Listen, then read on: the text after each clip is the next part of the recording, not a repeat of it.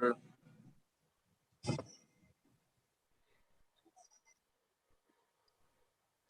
Now we are live. Oke. Go live udah? Sudah.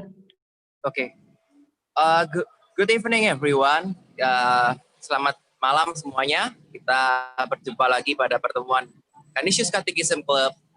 Pada topik kali ini kita akan lebih banyak berbicara mengenai liturgi timur, dan kita kedatangan satu tamu spesial, Father Collin. Halo, Father.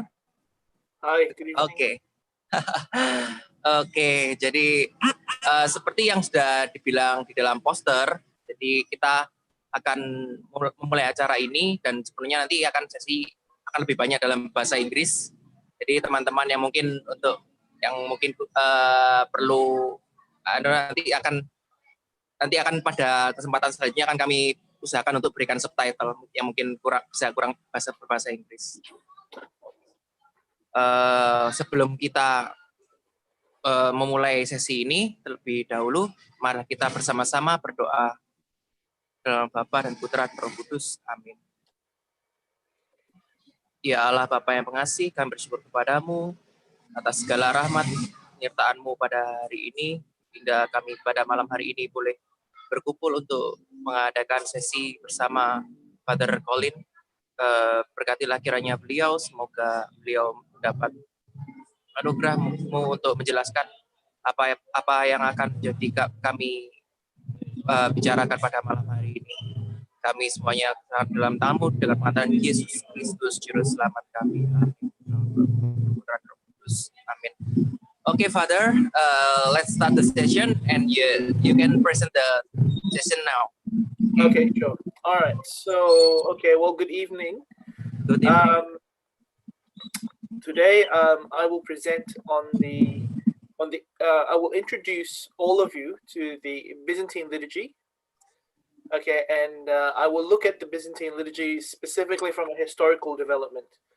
So, a lot of you are familiar with the Mass, but going to Mass on Sunday, and I don't need to repeat to you the grace, the benefit, and the beauty of going to Mass.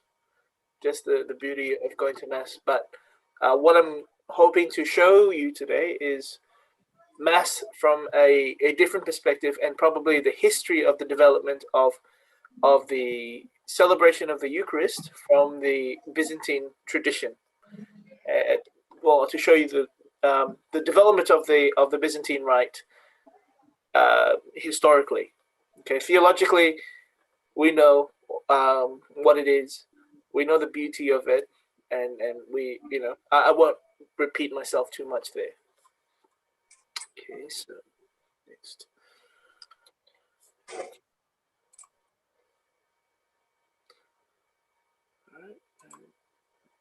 All right, so essentially, the whole reason for this presentation is to familiarize ourselves with the history and the origins of the Byzantine rite, and also to give ourselves a bit of an understanding about the Divine Liturgy. Okay, like I said, I won't mention too much about the theology behind it, but when we go through some of the texts, you will start to see some of the theology behind it.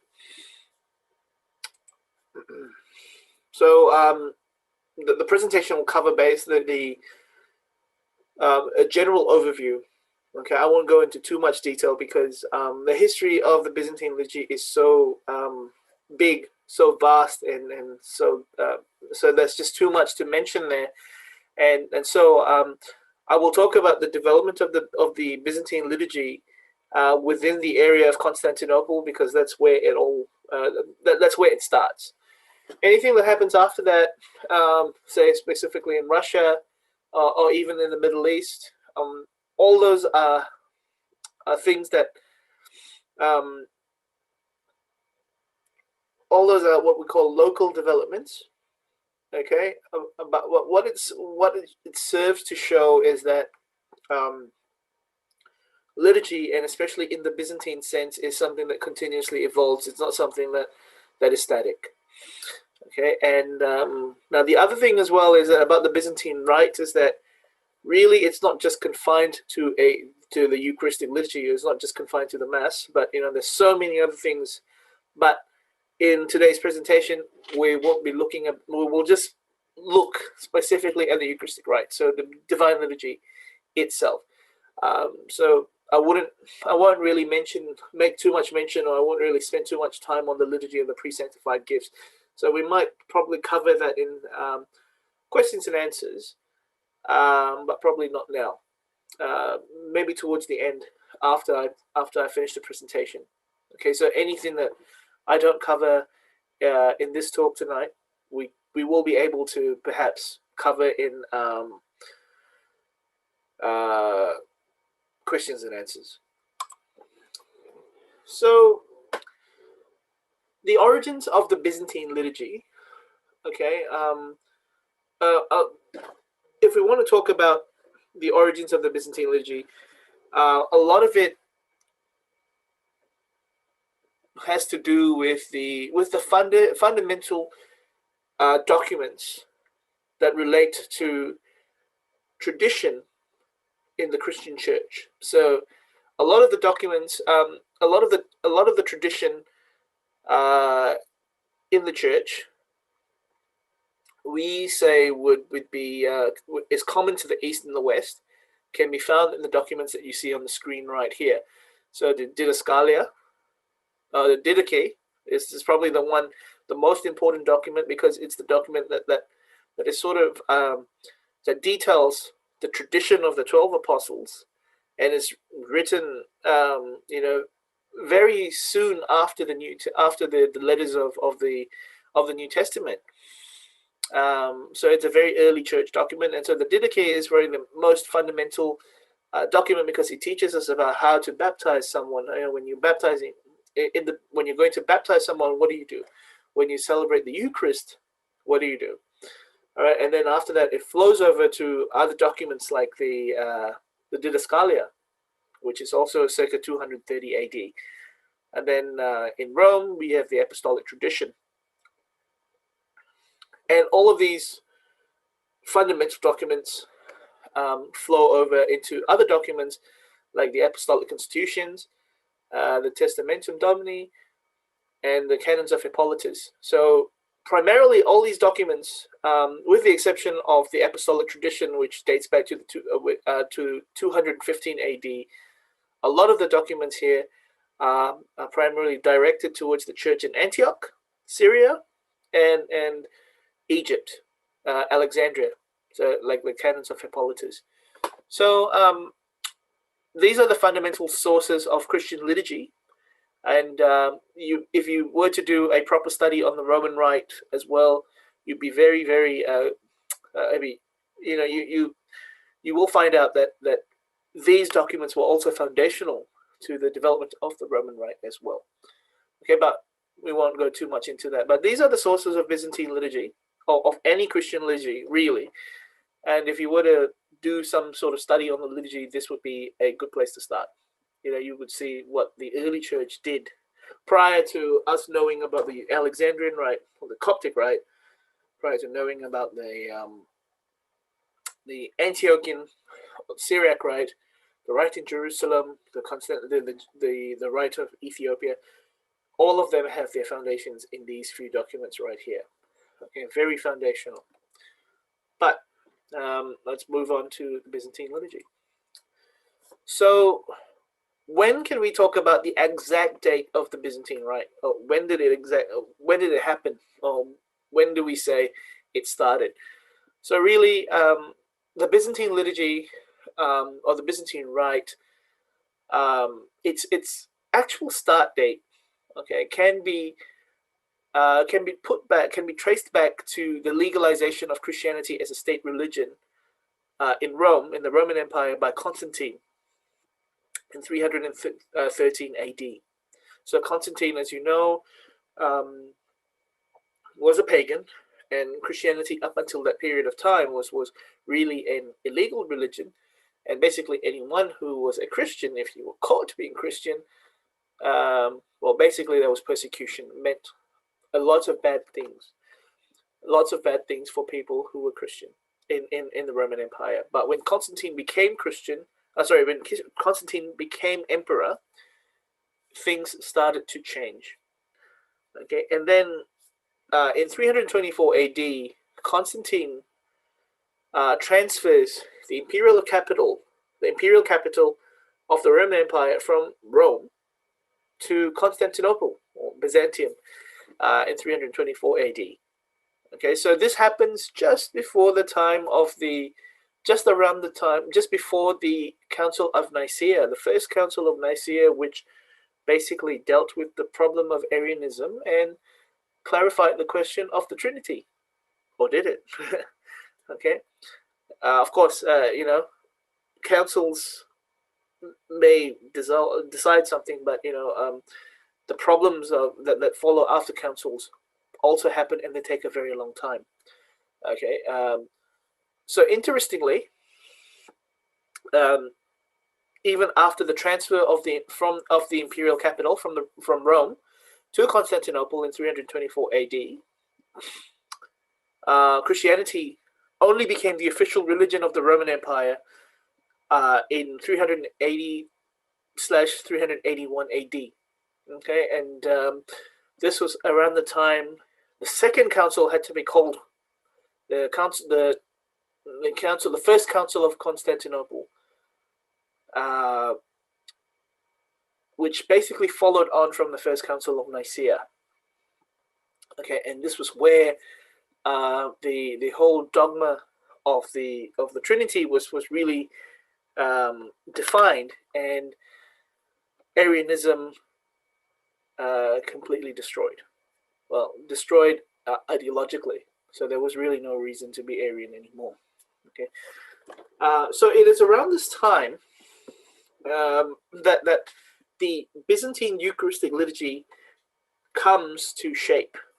Okay, so it really takes place during these councils. Because here we have the start of a new empire. The new empire has a new religion. What is the official worship of this new state religion going to look like? Of course, the foundations are there in these documents, but what is it going to look like? What is it going to sound like? What shape is it going to take? Okay, so here we have a picture of Hagia Irene, or the Church of the Holy Peace in Constantinople. Now, as with a lot of other churches in Constantinople today, sadly, most of them are mosques, as you can see the crescent. Okay, I don't know the name of it as a mosque, the Muslim name for it now, but this was the church where the first Council of Constantinople occurred. This is the church where the first Council of Constantinople, or at least the second part of the Niceno-Constantinopolitan Council, took place. So it's a bit of history about the church. It was burned down in 532 AD, and it was restored in 548 AD. And it was really the Cathedral of Constantinople until Hagia Sophia came out in 537 AD. All right, so this is very important to the development of the Byzantine Rite, because I presume that the earliest forms of the Byzantine Rite would have been celebrated here in this church. Okay. Now, so the shape, although it is Constantinople that looks for a new religion, for a new form of Christian worship, or at least the foundations of it looks to be the start of something new in Constantinople. The Byzantine liturgy, the essence and the foundations of the Byzantine liturgy is primarily Antiochian or West Syrian. So think about the Syriac Orthodox, the Syriac Catholics, the Maronites. Whatever they have as liturgy, or what they have as liturgy, is the foundation of what we see today as the Byzantine Rite. fact, if you were to do some sort of a study of the Byzantine Rite in detail, you will see that there are a lot of Syrian elements of that are present in the in the Divine Liturgy of Saint John, in the Byzantine Divine Liturgy. Now we all know that today's Divine Liturgy, we call them, we refer to it as the Divine Liturgy of Saint John Chrysostom, and there is a reason for it. Primarily because Saint John Chrysostom was the chief architect of the Byzantine Divine Liturgy. Okay, he wrote many prayers, many homilies. I don't know if some of you have read his homilies. If you haven't, I say do it. It's really beautiful. It's not systematic, but it's really beautiful. And in here it says that, as I mentioned, Saint John Chrysostom himself was a Syrian from Antioch. He was a contemporary of Theodore of Mopsuestia, another church father from the Antiochian tradition. So, when Saint John Chrysostom was appointed the Archbishop of Constantinople, obviously he was a man of spirituality. He was a unique man. So he was a very simple, pious, ascetic man who basically was at odds with the empire that he lived in. Okay, so he writes here. So essentially, at that time, during his time, the Eucharistic liturgy of that period was really the liturgy of Saint Basil. The Eucharistic prayer that they used was from Saint Basil. So Saint Basil the Great, the anaphora of Saint Basil the Great, which is really long. Again, I won't go through it here too much because it's just it's long, but it's also one of the oldest Eucharistic prayers. Now, when Saint John comes into the picture, obviously he has something else in mind, and he comes up with his own anaphora, his own Eucharistic prayer, okay, which is actually based off the Syriac anaphora, the Syriac Eucharistic prayer of the 12 apostles. Okay, now, of course, when St. John Chrysostom became the Archbishop of Constantinople, when he studied these Eucharistic prayers, there was something funny about these Eucharistic prayers, so he had to rework it, okay, to remove any sort of language that suggested that Christ was anything less than God. Okay, now, again, it's not very clear, but at that time, if you read Greek or you read Syrian, these things could be somewhat obvious. Okay, so St. John Chrysostom, right here, he is the person who presents to us this new liturgy of St. John Chrysostom and this new Eucharistic prayer, which is fundamentally Syrian or Antiochian in nature. So this is what you see in this picture, as I mentioned. What you see in this picture is an example of the West Syrian liturgy at play, and this is the liturgical rite that's not only present in the Middle East, but from the Middle East it spread its wings to Asia, not just Asia Minor, but also to South Asia. And we're talking about India and to some extent China as well. So there is historical research being done about the church in China in the first millennium, and there's obviously presence of East Syriac or Chaldean Christians in China, and potentially even West Syrians in China as well in the first millennium. Okay, so this is what's happening at the liturgy right here. Very beautiful. If you get into it, you will see how rich it is and how much of it influences the Byzantine liturgy. This is a picture of a kurbono, a Syriac kurbono in India. Okay, so clearly it's this is a rite that is very much alive and thriving in South India, Kerala mainly. And this is a Catholic Malankara service anyways, by the way. So, but very, very rooted in the West Syrian tradition. So Chrysostom's anaphora, when he first became the Archbishop of Constantinople, as I mentioned earlier, he was using the church in Constantinople was very much using the anaphora or the Eucharistic prayer of Saint Basil the Great, which, funnily enough, is only used 10 times a year today.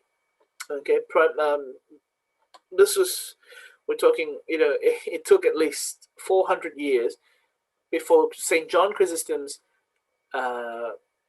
prayers of the liturgy became used as the standard in the Byzantine Rite. Okay, so St. Basil the Great's prayer is largely Alexandrian. Okay, because he spent some time in Egypt, and obviously people who have done archaeological research have found an Egyptian version of the liturgy of St. Basil the Great, and they say it can be argued that at least St. Basil the Great definitely influenced the development of an Alexandrian version of the liturgy of St. Basil the Great. Okay, so and St. John Chrysostom's anaphora and his liturgy becomes the main Eucharistic liturgy of Constantinople after the iconoclast crisis. We'll go through that in a bit later. Okay. So during the time of St. John Chrysostom, and really, I mean, during the time of the early days of the empire, of the Roman Empire in Constantinople, the structure of the ancient liturgy of the divine liturgy in Constantinople is very simple. There's not much to it. Okay, so once you enter into the cathedral, you will see the bishop.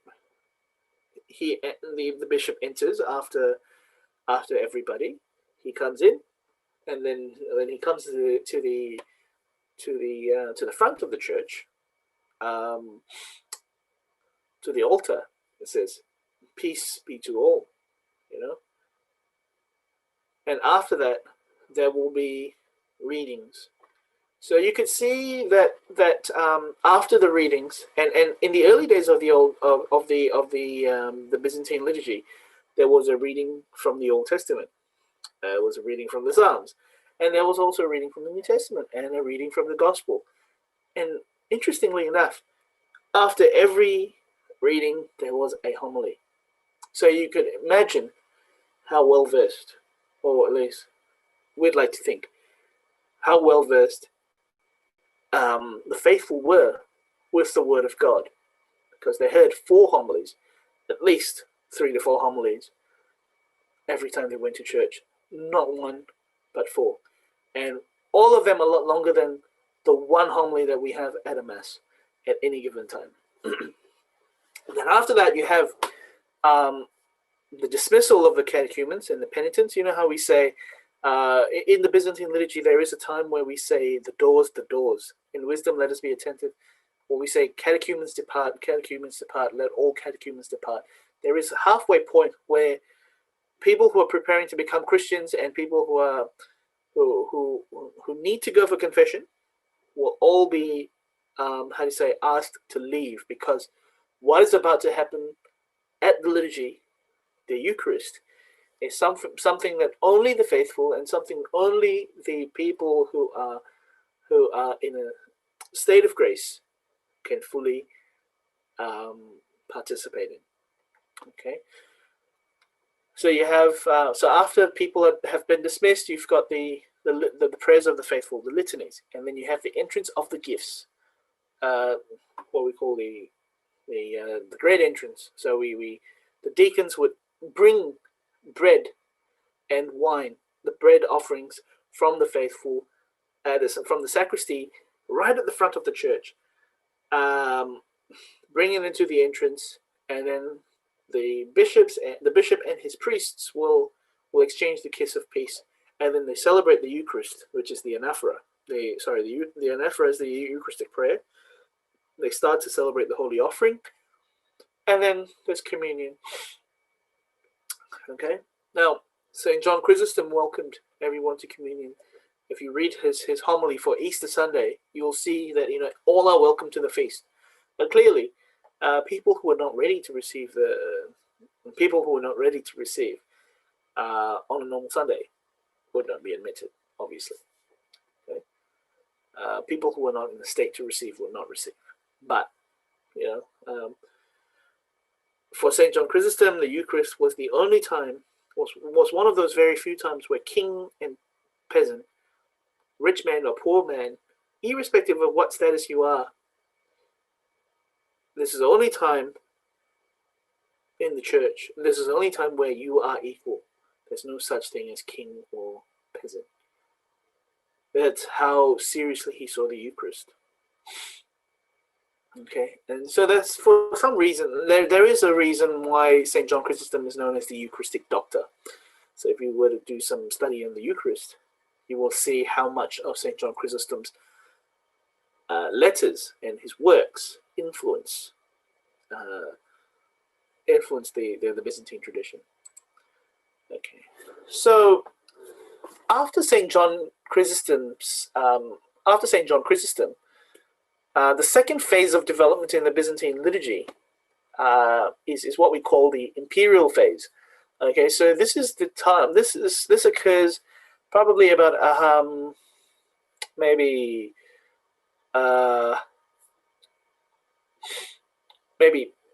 50 to 100 years after Emperor Justinian becomes. So Justinian the First becomes the emperor of the Roman Empire. He'll become the emperor of Constantinople. So it is around this time that Hagia Sophia was built. Okay. Now, if you see on the side picture here, you'll start to see a little bit about that. You'll start to see the grandeur of Hagia Sophia.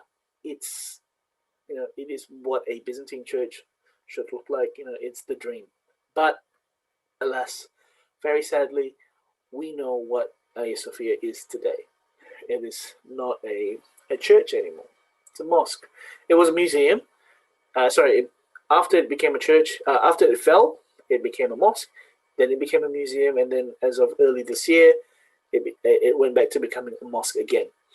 Okay, so you can see, where the altar would have been. So if you see my mouse cursor, you can see where the altar would have been, because that's where the fresco of Our Lady, the Theotokos, is up. You can see where it is up there. So Hagia Sophia was built around the year 500. I would say 530 something AD. Okay, and around this time, as Hagia Sophia was already built, the idea of a stational liturgy developed. So Hagia Sophia becomes the main cathedral. It becomes the main cathedral of the Holy Roman Empire of Constantinople. But on the way to the cathedral, there would be several churches that people would stop over. So these are what we call stational churches. It's very similar to the practice that evolved in Rome as well, where you would have people stopping by, making stops at different churches on the way to St. Peter's Basilica. So in Byzantium, in Constantinople, there were different churches that where people would stop and gather. They would stop and gather and then move on to the next church, and then they make their way all the way to Hagia Sophia together. So many different people would be a part of this. It was not just clergy, it was monks, people in civil life. Everyone would make this pilgrimage, stational pilgrimage all the way to Hagia Sophia. And so as they make this stop, they would sing an antiphon. Okay, they would sing the antiphons, but they timed themselves that they would sing the antiphons, and by the time they arrived at Hagia Sophia, okay, they would be prepared to sing the Trisagion. So what is the Trisagion? It's what we call the thrice holy hymn. You know, Holy God, Holy Mighty, Holy Immortal One, have mercy on us. Holy God, Holy Mighty, Holy Immortal, have mercy on us. All right. And as I mentioned earlier, the sacristy would have been on the outside of the church. So that was where people would leave their gift offerings for the Divine Liturgy, the offerings of bread. And that was where the deacons would come. The deacons would pick up the best gifts, or at least they would pick up the gifts to be used, that is to be used for the celebration of the Divine Liturgy. Okay. So it was also around this time that the entrance into the church was enriched, okay, by the composition of new hymns called troparia. Okay, troparia are basically short, non-liturgical, non-biblical hymns that commemorate a feast, that commemorate a saint, a feast, an event that has happened in the Gospels, in the life of Our Lady, in the life of our Lord. And these little troparias, two very significant troparias were composed around this time. So as people entered the church, they would, after they sang the Holy God, Holy Mighty, Holy Immortal One, after they sang the Trisagion, they would sing the Only Begotten Son. Okay, and then this as they entered into the church. Now, the second entrance, which will later be known as the Great Entrance, would have another hymn. So instead of saying Holy God, Holy Mighty, Holy Immortal One again, they would say, "We who mystically represent the cherubim, you know, sing to the thrice holy, to the Holy Trinity, you know, the cherubim, let us lay aside all earthly cares." So there's some there's a slight variance there, but basically it meant that they were referring to themselves to lay aside everything, to focus on the Holy Trinity, and to worship, and to give glory and praise to the Triune God. Okay. Now, also around this time, the structure of the liturgy in Constantinople also takes on a new form, because it involves the public recitation of the creed, the Niceno-Constantinopolitan Creed. You know, I believe in one God, the Father Almighty, who creator of heaven and earth, etc. So, the most important things about the imperial phase is the development of the stational liturgy. Hagia Sophia was built around this time. The antiphons and the new troparia for the little entrance, which is the Only Begotten Son, and the Great Entrance would be added around this time, and obviously the new creed, the insertion of the creed into the liturgy. So it becomes so we see the signs of the first signs of a profession of faith in the Byzantine liturgy. Likewise, interestingly enough, it is around this time that liturgical commentaries, the tradition of liturgical commentary is developed. So Saint Maximus the Confessor it's around this time that Saint Maximus the Confessor develops this beautiful liturgical commentary. Okay, which is basically called the Mystagogia, or the liturgical Mystagogy. Okay,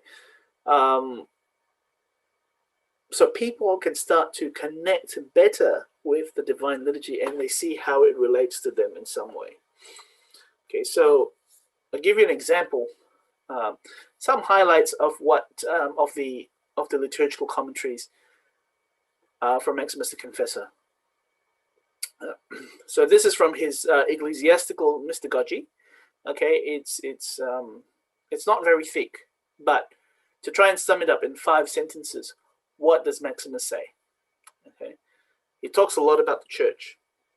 Okay, so 5 points right here. So the first one is the church is the image and figure of God because it realizes the union of the faithful with God. The church is the world, the cosmos. The church is the sensible world. The church is human nature, and the church is the soul. So he uses he sees the church as an image and he sees the church as a symbol, and not just for us as the human person, the whole human nature. He sees the church as a symbol of the soul, how he sees the church as a symbol of the world, but most importantly, he sees the church as the image and figure of God, because it realizes the union of the faithful with God. Again, too much to unpack here, but I thought I'd mention this because it's part of the phase of the development of the Byzantine Rite. Okay, and then the second most important liturgical commentary is from St. Germanus of Constantinople. We will learn a little bit more about St. Germanus of Constantinople during the iconoclast controversy, primarily because he was the Patriarch of Constantinople at that time. But his liturgical commentaries are also important because he enriches the commentary tradition of the liturgical of the Byzantine Rite. Okay, and he has some very, very rich things to say about the church and the ambon. So he develops a symbolism for each part of the liturgy and each each part of the church as some sort of symbolism. Now, the reason why people wrote liturgical commentaries was really just to help people understand how the mystery of the Lord comes to life and how the mystery of the Lord becomes incarnate in the church and in their lives. And so in this case here, so St. Germanus writes about the church. The church is an earthly heaven in which the super celestial God dwells and walks about. It represents the crucifixion, burial, and resurrection of Christ. It is glorified more than the tabernacle of the witness of Moses, in which are the mercy seat and the Holy of Holies. It is prefigured in the patriarchs, foretold by the prophets, founded in the apostles, adorned by the hierarchs, and fulfilled in the martyrs. Okay, so here he's talking about the church as a whole, and he sees the whole fulfillment of salvation history happening in the church, right? So that's a very rich way to look at the church, really. Okay, now some people can be critical of it, but I think it's a really good way of looking at the church as the fulfillment of salvation history. Now, and I'll give you another example of the ambon. So the ambon was really the front of the sanctuary, dividing the iconostasis. It looks like the shape of a stone. All right. So, and he comments here, the ambon manifests the shape of the stone at the Holy Sepulchre, on which the angel sat after he rolled it away from the doors of the tomb, proclaiming the resurrection of the Lord to the myrrh-bearing women. So, funnily enough, that is actually where the bishop stands when he preaches, or at least that's where he should stand when he preaches, okay? Or at least whenever he proclaims and stands. Okay. So now, the imperial phase is a very interesting phase, but along this time, several other things occur. So as I mentioned antiphons. Okay, I mentioned ambon prayers. I mentioned the antiphons and antiphon, the anaphora and the antiphons. Now, I didn't really mention too much about the development of the antiphons, but we'll go into that shortly. And we'll go into a little bit about the ambon prayers. Okay, I won't really talk too much about the priestly prayer because really it's the one prayer that people don't really get to listen to because it's the private prayer of the priest. It's fairly long, and we'll have to follow up and to talk about to expose ourselves to this if we need to. All right. So what we're going to talk about. So just to sum up what we've talked about so far, it was during the imperial phase that the cherubicon or the cherubim was introduced. So roughly around 573, the creed was introduced by Patriarch Timothy, 511 to 518. So still within that imperial phase. Only begotten Son is also introduced during the imperial phase, and this last hymn here, may our mouth be filled with your praise, may our mouth be filled was introduced in the year 624. So it's still well within that imperial phase as well. Okay, so you see a lot of things have happened during that imperial phase. The liturgy starts to take shape. The liturgy starts to take shape in a way that we know during the imperial phase. Okay, now with the anaphora, during the time of Justinian as well, one of the things that really occurred was that the priestly prayers, and especially the anaphora, it had to be said aloud. And the Emperor Justinian made it a point, saying that the Eucharistic prayers and the priestly prayers, where possible, need to be said aloud, so that the souls of the hearers, the souls of the people that are hearing these prayers, can be aroused to a greater compunction, and they will be able to give thanks to their Lord and God. Okay, and then you forward yourselves 600 years, 600 to 700 years. Theodore of Andeda, he writes at a time when the liturgy becomes more complete. I won't cover that phase really. He says here that to know the liturgy from the deacon's parts is like trying to know a garment from the fringes. So you're basically, you don't get to see. So basically, using the analogy of a garment, if you can't really get to see the dress, you only get to see the outline of the dress because you're following the deacon's parts. But if you hear the priest's parts, then you get to see what the cloth looks like, or you can get to see what the full design looks like. Okay, so now what are we doing for time? Well, all right. So the hymns, soft spots of the liturgy, hymns right here. We've got the entrance or the egnatsis, the antiphon and the trisagion, the great entrance, which is the cherubicon, and the Holy Communion, which is the kinonikon. So these are all hymns that have been developed over time.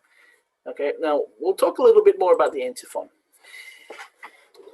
Okay, now here we see an example of an antiphon composed in the 9th century. So this is from the Typicon, or at least what's from the liturgy book of from the 9th century.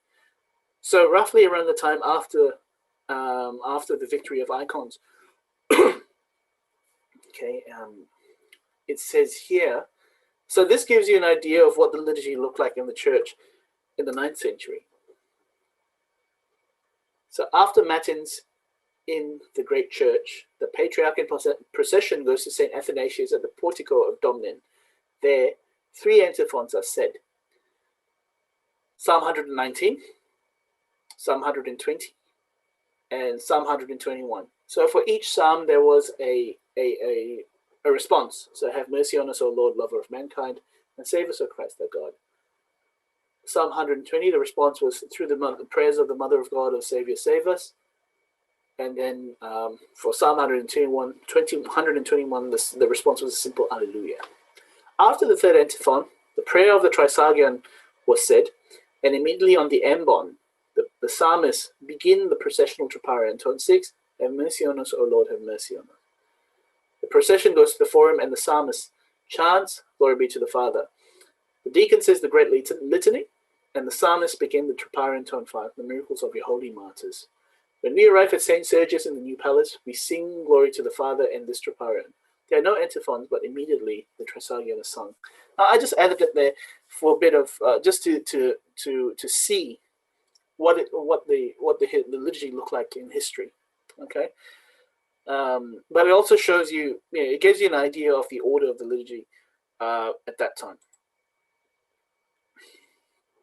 So what we have here is an example of the antiphons that would have been sung in Constantinople in the early days. Okay, so we have on Sundays Psalm 65, 66, and 94 sung. Sorry, oops. Okay. The first 2 verses are from Easter, the Feast of Pascha, And the third one becomes the third one is something that is sung in our liturgy today. O Son of God, risen from the dead, save us, we sing to you, Alleluia. Okay. On weekdays, Psalms 91, 92, and 94 was sung. Psalm 93 was omitted because it was not processional in character, interestingly enough. And there were special antiphons for feast days like Pascha, Ascension, the great feast days of Christ, the Christological feast days. Pascha or Easter, Ascension, Pentecost, Palm Sunday, Exaltation of the Cross, Christmas, Theophany, and Transfiguration. So now what I'll do is we'll go through some parts of the liturgy and we'll start to see some of the developments within the parts of the liturgy. All right, so Enaxis, or what we know as the little entrance. In the 4th century, it was very simple, as you saw earlier, peace be to all. Then during the imperial period, we started to see how we saw the development of the stational churches and the 3 antiphons being sung. Okay, by the 9th century, the Deacon's Litany of Peace moves to the time when the Trisagion was said. So right at the start of the liturgy, really. And towards the start of the liturgy, and after the 9th century, as you will see in the period of history, we will lose this idea of a stational procession and everything just happens in the one church. And this is where the Litany of Peace starts. And so because of that, the Litany of Peace, or what the deacon does, can start right at the beginning. And then we have the Psalms replace the antiphons because of the monastic influence. And then in the 14th century, by the 14th century, the Enaxis is then known as what we call the little entrance. So it's around this time the liturgy becomes complete. Sorry. Now, the next thing that we have here is the great entrance. Okay. Again, this is also another entrance that needs to be clarified.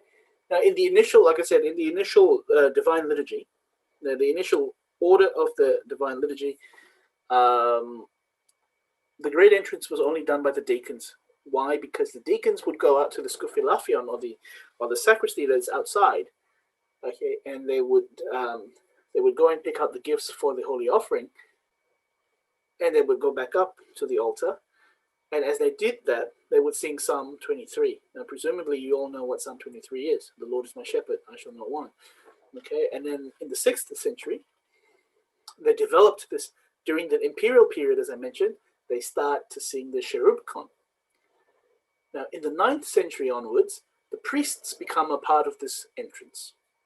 Okay, now, there's not much to mention about this entrance, but what is important to note that from that time, from the time of the early days of the church, right up till today, if there is a bishop present, he is always at the door of the church, at the door of the altar, to receive the gifts. He always waits at the doors to receive the gifts. The bishop's never part of the procession. The bishop's always, as the main celebrant, he is the main recipient of the gifts. Okay. Now, the dismissal. The dismissal is towards the end. Okay. Again, there was also some sort of development during the dismissal as well. So initially, after communion, that's it. Goodbye. You know, you made your way, and you made your way. Then, during the imperial period,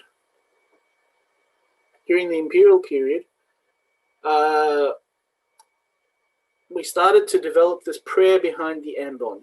So where the priest says a prayer, where the priest will say a prayer facing the icon of Christ just before the dismissal. Okay. And after that prayer of the ambon is said, we would sing, blessed be the name of the Lord. Okay, we would sing, blessed be the name of the Lord, and Psalm 33.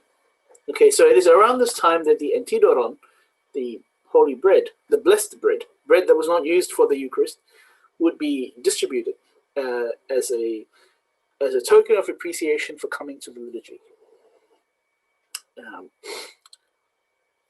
And then the priest would also say he would say to each person, the blessing of the Lord be upon you and your family and those who and your loved ones, for he is good and loved mankind and always and forever and ever, etc. It was only in the 10th century onwards, when the monastic reform of the Byzantine liturgy took place, that the final dismissal was added to the liturgical tradition, where it says, glory to you, O Christ God, our hope, glory to you, may Christ our true God, etc., etc.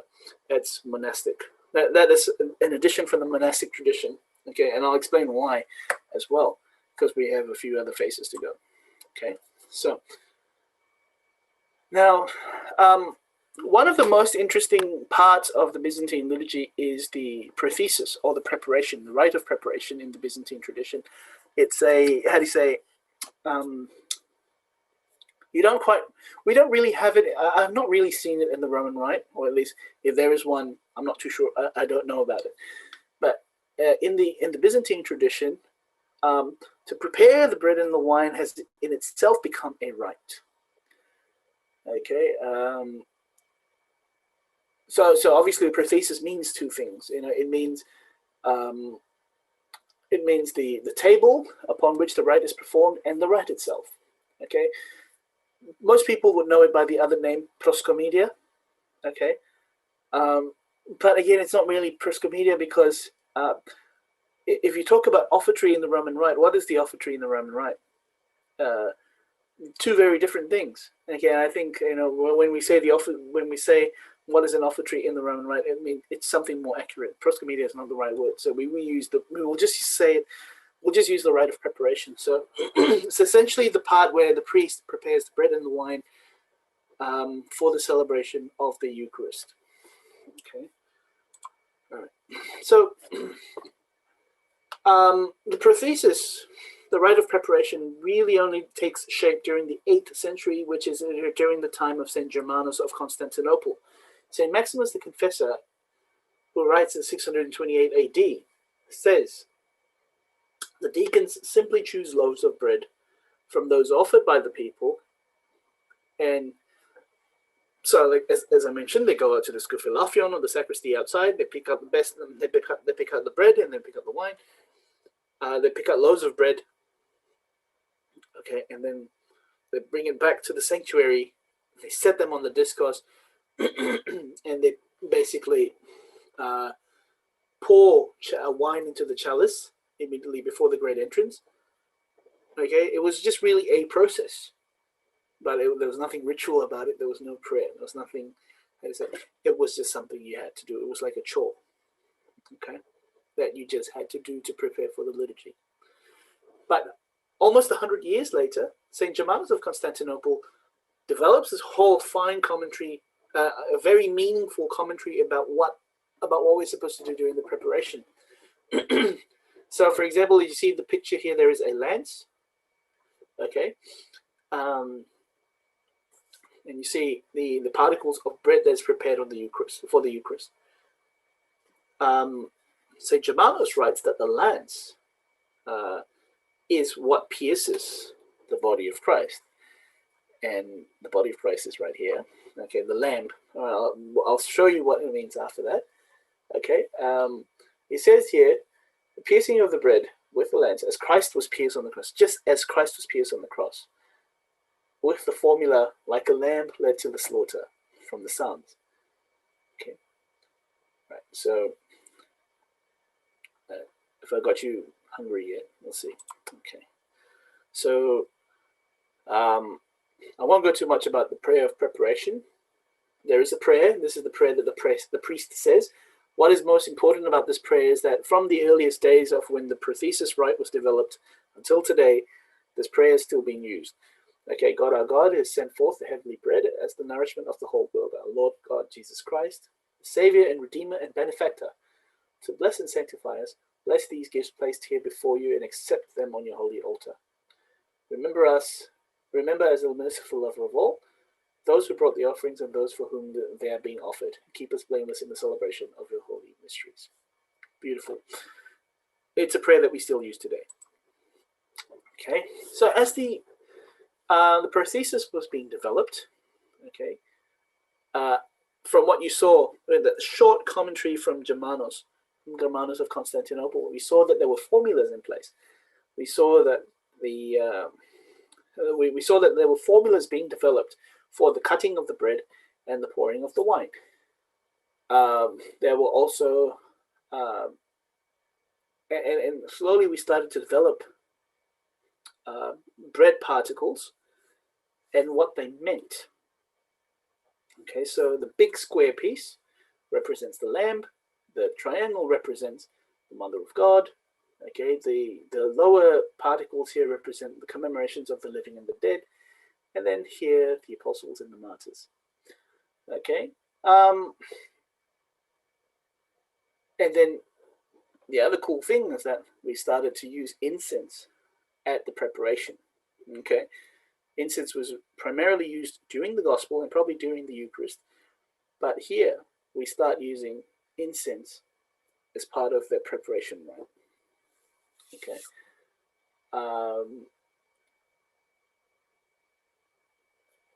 Why did we use incense?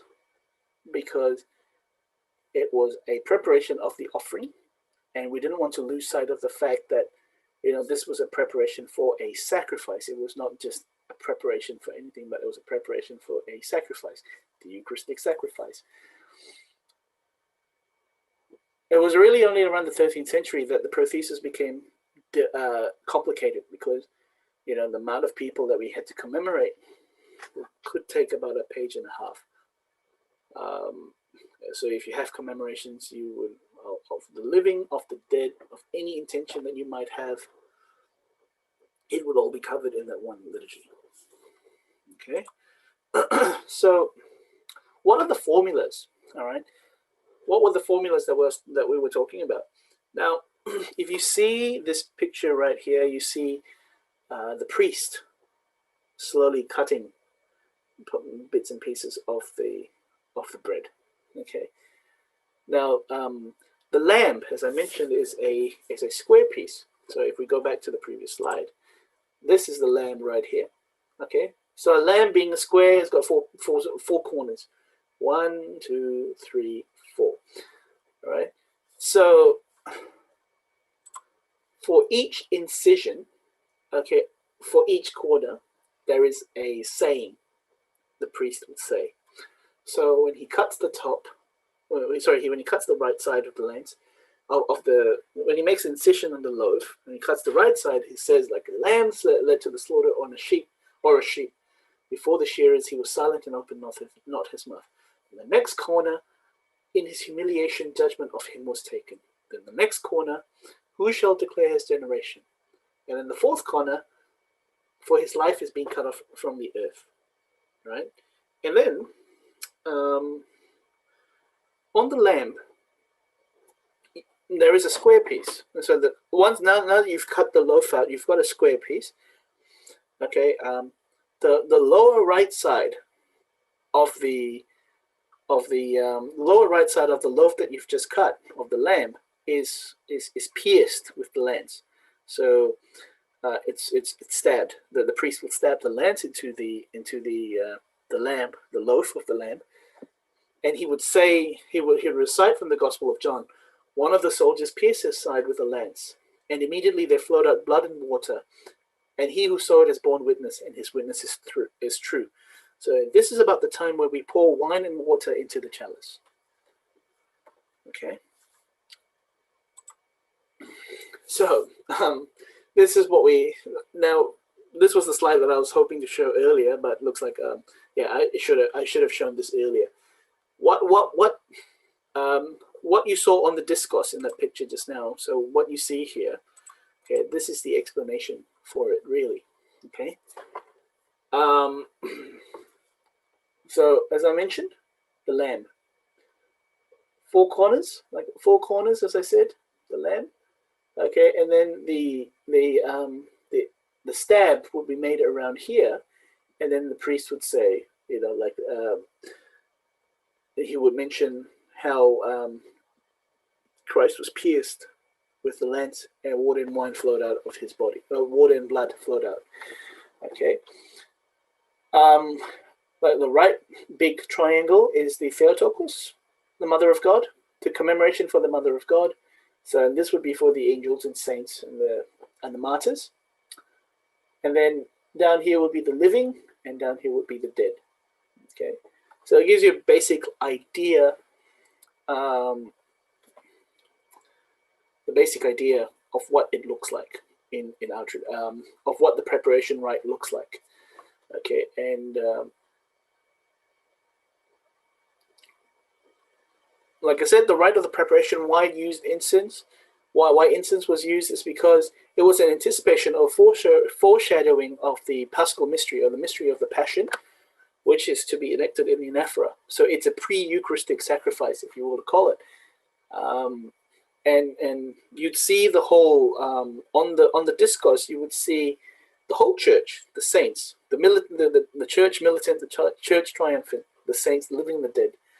Okay, and the union of heaven and earth all taking place on that little plate right there. It's a prophetic interpretation, as Father Thomas Potts says. Thomas Potts is a liturgical scholar from Cheftonia in Belgium. He says here that it is a prophetic anticipation of the event of salvation in Jesus Christ, which is celebrated in the Eucharist, the anaphora, in the offering. Okay, right. So to complete the prothesis rite, we then have the asterisk. The asterisk being the star. Okay, so you don't actually see a star here, but what happens is once the prothesis is complete, so essentially once everything is prepared here, and once the chalice is prepared, what happens is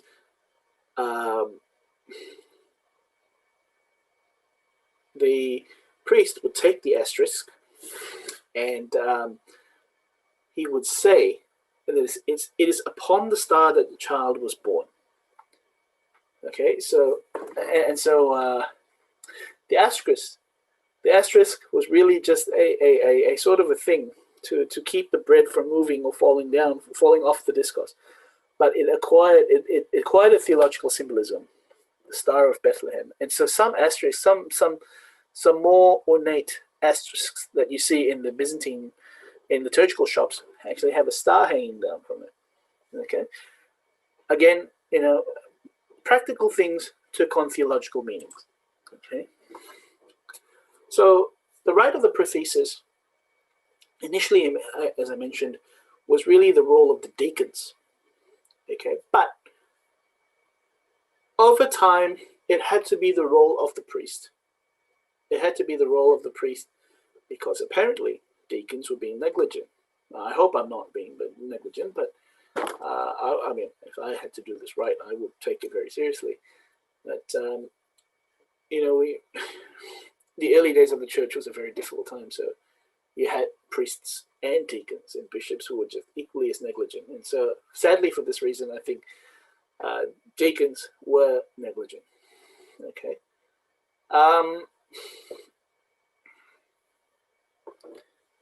And so the prothesis rite also takes on a final shape and a final form. A simplified version occurs around the 14th century as well. We don't need to mention too much of that. Okay. And around this time as well,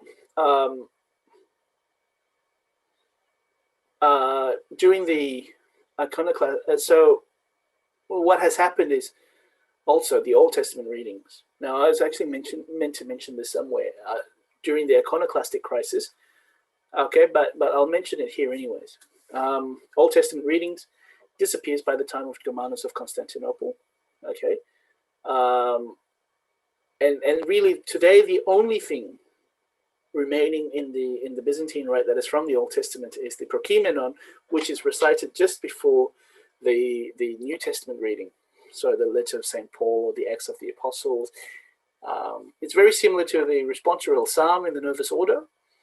Okay, and if you wanted to hear Old Testament readings, you have to hear it in you have to have it heard in Vespers the day before. Okay. Right. So now we come to the third phase of liturgy during the time of the iconoclast controversy. Okay. So what is iconoclasm? Iconoclasm here is really people who are icon breakers. So they broke icons. So there was a time in the Byzantine Church where there was a time in the Byzantine Church, and I'm not saying we, but there were people in the Byzantine Church that did not like icons. Now there were a lot of factors going on because primarily it was the success of the Muslims, because the Muslims were about to the Islamic so the Arabs Islamic conquerors were starting to gain foothold, and they had already conquered Jerusalem. Now for the Byzantine Empire, they were thinking, why are they so successful? I think it has to do with the fact that they don't have images and we do. And so as they, the emperor and his loyalists started reading the book of Deuteronomy, one of the books of Moses, and they started to realize that, oh, well, we shouldn't have any graven images. It's forbidden. It's part of the Ten Commandments when we're not supposed to make graven images. So basically what we're doing is idolatry. And so they had to say, oh, well, we have to break all these icons, and we have to start destroying icons. And so icons were destroyed, and people who wrote icons, who developed icons, were persecuted. Okay. The most severe period of persecution was not really under Leo III, but under his son, Constantine V, Kopronymus. Kopronymus is a very funny name. I should not mention it here, but it has something to do with what comes out when you go to the toilet, sadly. It's a very funny story, but again, I don't want to repeat it here. So Constantine V, waged a campaign against Orthodox believers, and monks, and all sorts of people, to the point where they had to seek refuge in Rome and southern Italy,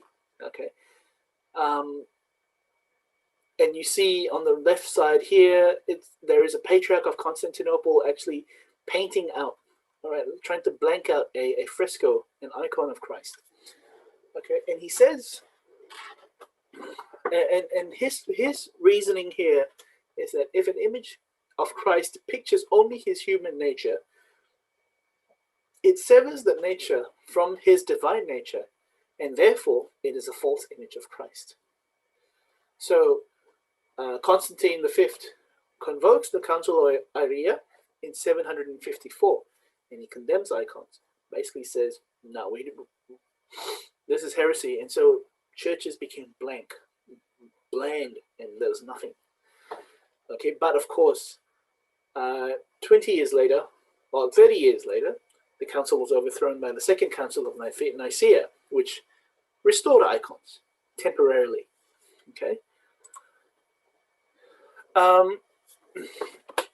So it's during this time that we encounter a very unknown, elusive figure, Saint John of Damascus, who was a monk at Saint Sava's monastery in Jerusalem. So he was really not part of the empire, but he was an Arab who was a Greek-educated Arab Christian, who was a monk at one of the most beautiful, one of the oldest monasteries in Jerusalem. And when he had heard about this controversy, he had to write a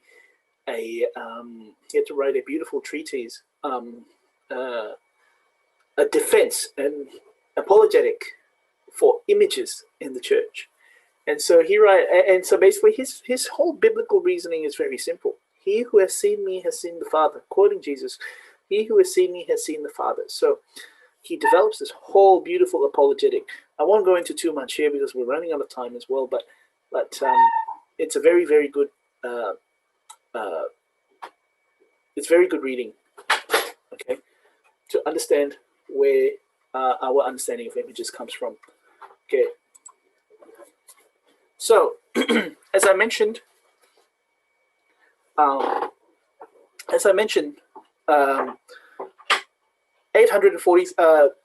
787. Okay.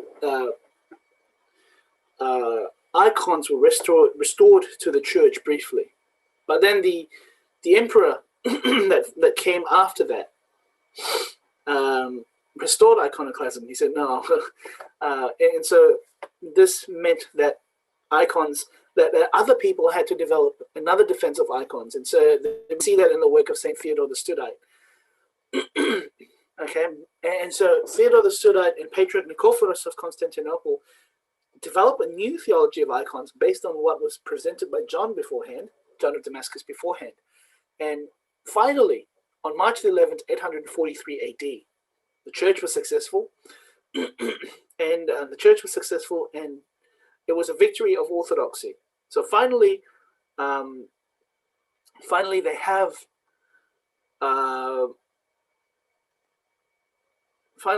they have an orthodox understanding of icons, because if you don't believe in icons, you don't believe in the sanctity of human nature, and you don't believe in the incarnation of Christ.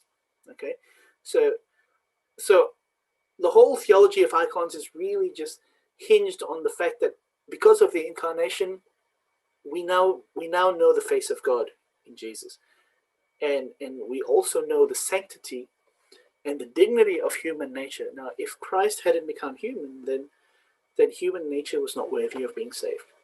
So this was the whole Orthodox understanding over time. And when it came down to icons, that was the last straw. We couldn't really take it anymore. And so we had to develop a sort of a theology behind icons. Finally, in 843, we were successful. So here we have the victory of orthodoxy, the icon of the of the people, the faithful of the Byzantine Empire, carrying their icons. Okay, with the bishops and the empress and her prince, her son. Okay. Okay. It is a feast. The victory of orthodoxy is in itself a feast in the Byzantine calendar, which is celebrated on the first Sunday of Lent.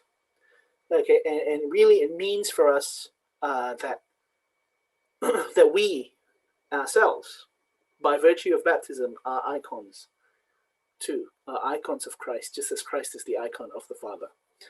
Okay, so the victory of icons marked a change in the way. Okay, it was significant in the history of the church because it changed a few things for us in the church as well. Okay, so number one, the liturgy of Saint Basil the Great was replaced with the liturgy of Saint John Chrysostom as the main liturgy of the Church of Constantinople. Okay, this primarily was because in the liturgy of Saint Basil the Great there was language of antitypes. Antitypes. So what is an antitype? Antitype is like a symbol, or really an image of the archetype. So the Son is the image of the Father. Now, during the iconoclast controversy, there was mention of the Eucharist by the iconoclasts, not by the Orthodox. By the iconoclasts, the heretics, it said that the only true icon, or means the only true image of Christ, is the Eucharist. So because of that debate, that language of the language that was used in Saint Basil the Great's liturgy was not suitable, and so they had to replace it with the liturgy of Saint John Chrysostom. So that's why we use this liturgy of Saint John Chrysostom every Sunday. Okay. Now the second important point is that the iconostasis became a feature of our church, of the Byzantine temple. So previously, before this, it was not quite a thing. Okay, but now the iconostasis becomes a feature of the Byzantine temple. Okay, and the church was more simplified.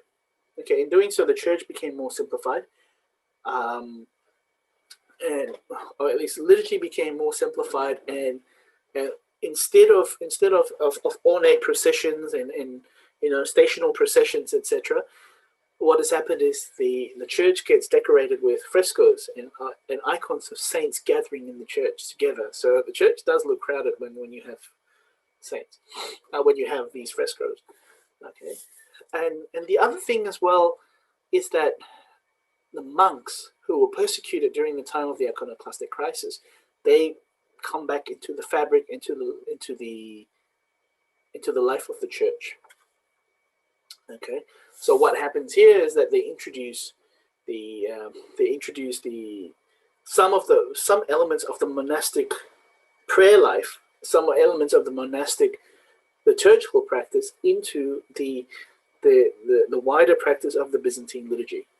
Okay, and the assimilation of some aspect of the divine office into cathedral or parish life. So in our tradition today, it is customary for our parishes to have vespers before vigil vespers before divine liturgy on Sunday.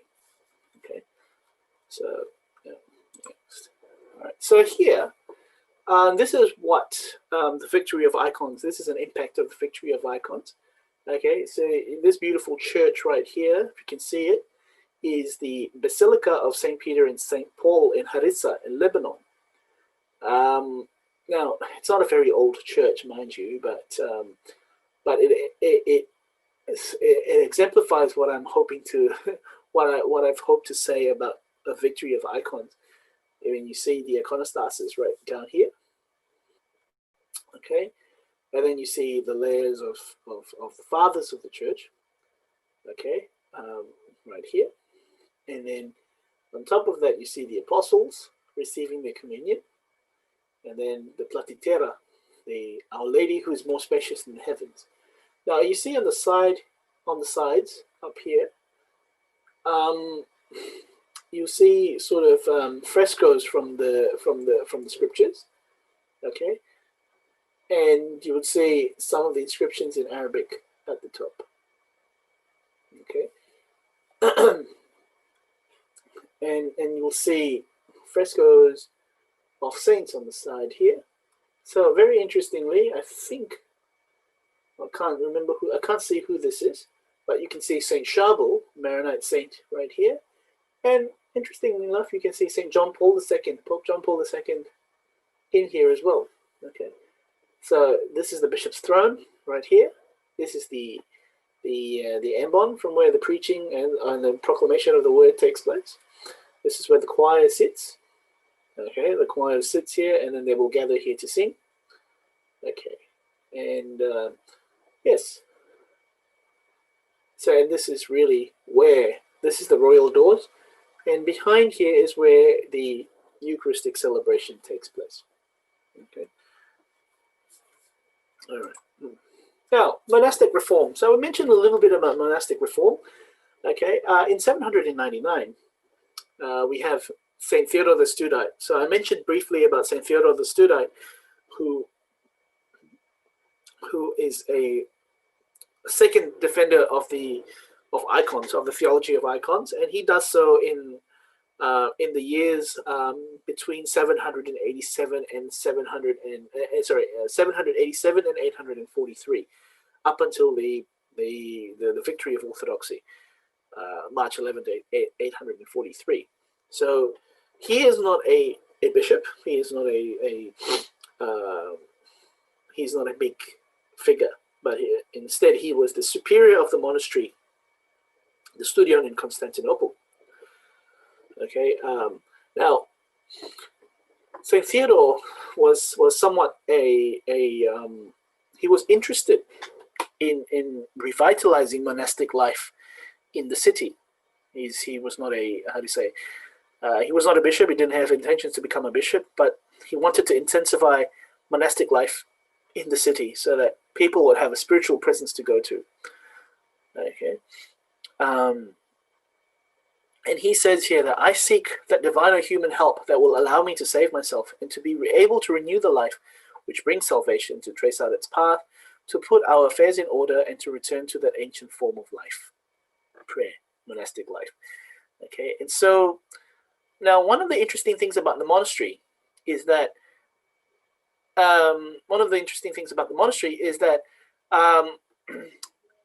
you didn't have a priest in the monastery, and you wouldn't have Eucharist every Sunday in the monastery. Rather, they would have pre-sanctified gifts. So what would happen, and they would have Vespers with Holy Communion instead. So, in other words, they call it Typica. So what Typica was that they would recite Psalms 102, Psalms 100, and they would recite a few Psalms, okay, and then they would recite the Beatitudes, and there will be some elements of the Divine Liturgy in there, but not quite. So it would be led by the hegumen, okay, and he was not necessarily a priest, okay, and so during the Studite reform of the liturgy, the portions of the Typica get absorbed into the Divine Liturgy. It gets absorbed into the Divine Liturgy and replaces the antiphons. So the Typica replaces the antiphons. Okay, and then the other thing, as I mentioned as well earlier, was that the final dismissal in the monastic office. Now, see, because they were not priests, they were not allowed to bless, and certainly as lay people, and certainly as deacons, I don't bless. But so instead, what we say the dismissal is glory to you, O Christ God, our hope, glory to you. Okay, so the dismissals can be quite simple. It's not direct, but essentially when we say this, people know it's time to go. That's it. All right. Now, so it's not. This is sort of I wouldn't say it's a golden period, but this is around the time when the Byzantine liturgy starts to stabilize. Okay. Now, in 1204, which is the start of the 11th century, Germanic crusaders from the Germanic lands attack Constantinople. I won't go too much into the history here, but as you can see, you'll see for yourself, it was not a great time. But it also it had some impact on the liturgical practice. Okay, so the Germanic conquerors, or the Franks, okay, in 1204, basically stagnated liturgical life in Constantinople. In other words, like I said, stational liturgies became a thing of the past. If you want to do something in church, you could just do it in church. Church life was not as big as before. Okay, and so it was around this time that monastics really came to the forefront of revitalizing the church. So as I said, they made up for the death of the stational liturgy with iconography, frescoes, liturgical music. Okay, but it also meant that the liturgy saw less involvement from the other walks of life. So really, the liturgical life of the church was meaningful only to those who were clergy. Any liturgical changes, any cool new things that were introduced into the liturgy only meant something to the clergy, but not really to the lay people. Okay, and a lot of those reforms, and so by the time these two commentaries were written, so these are two really, I would say, the two last commentaries of the Divine Liturgy in the history of the Byzantine Rite. So around the time these commentaries were written, the complete form of the Byzantine liturgy is largely settled. It's largely confirmed. There really isn't any change. What we know of the liturgy today is covered in these commentaries right here. Okay. Nicholas Kabasalas was a layperson who wrote a very beautiful commentary of the Divine Liturgy, and in fact, I think he even though he was writing as an Orthodox Christian, his commentary on the Divine Liturgy is celebrated by both Catholic and Orthodox, because in a sense, his liturgy is sort of the final. His commentary is the final word on the Divine Liturgy and its understanding. It's the final word, and to some extent, even Saint Simeon of Thessaloniki as well. Okay, so if you want to know what the liturgy means today, any of these two works would sort of help you understand. Okay, it's really a phase of development, and so this is a final phase of development of the Byzantine liturgy. anything that happens after that is really a variation that occurs locally and is specific to a particular church. It's not Byzantine worldwide, because the Byzantine world, as we know, does not exist anymore. Only the liturgical rite exists, and the churches that use the rite. And so it's up to each church and the synod of each church to decide how the rites get developed. Okay, but I'll touch a little bit about Slavic reforms. Okay, because most of the reforms that take place in the most of the changes or the reforms that take place, the most significant reforms of the Byzantine Rite after the period of completion, as I mentioned, take place in the 16th century and the 17th centuries. Obviously, there are more reforms up until today even, but here I'll just make mention of the Slavic reforms because as you know, in the world today, the countries which have the largest population of Orthodox Christians anywhere in the world are in the Slavic lands: Russia, Ukraine, and the Balkans as well. You know, so Eastern Bloc, in parts of Central Europe, even Poland has a large presence of Orthodox Christians. Okay, so what I'll focus on briefly is the Nikonian reforms, or the reforms of Patriarch Nikon of Moscow, and the reforms of Peter Mohila, the Metropolitan of Kiev. Now, I don't actually have this picture here, but the two pictures here. So this is Patriarch Nikon up here, and down here is Tsar Alexis. So Tsar Alexis was the Tsar during the time that Patriarch Nikon was Patriarch, okay, of Moscow. So what is the issue with Nikonian reform? So Patriarch Nikon was a Hellenophile, or someone who loved the Greek traditions. So both him and Tsar Alexis were lovers of Greek tradition, and they seemed to confuse whatever that was being done in Greece, whatever that was being done in Constantinople. They confused it with apostolic practice. So if it was done in Greece, it was done by the apostles. That's not right. Okay, but this is what Patriarch Nikon saw, and Patriarch Nikon was such a, how do you say, he was an arrogant man, if you want to call it that. It was an extravagant man. He loved liturgy. He was a bit of a show-off. He had lots of vestments. He had lots of books. He just loved liturgy because of the show. Okay, because of the show. All right. So, and the reason for the reform, I mean, what motivated the reform? I mean, people thought it was liturgical. It's not quite. It was more political than anything else. So as you can see, Patriarch Nikon says, from the beginning we accepted the Holy Gospel, the proclamations of the Holy Apostles, the rules of the Holy Fathers, and imperial laws from Orthodox Greece. Now, he's probably referring to St. Cyril and Methodius, but that is also not quite right, because St. Cyril and Methodius did not impose the Greek language on them. Okay, St. Cyril and Methodius developed a new language, Glagolithic, the Church Slavonic language. So I will go through some of the changes in the Nikonian reform in brief after this, but Father Avvakum, he was a priest in the Patriarchate.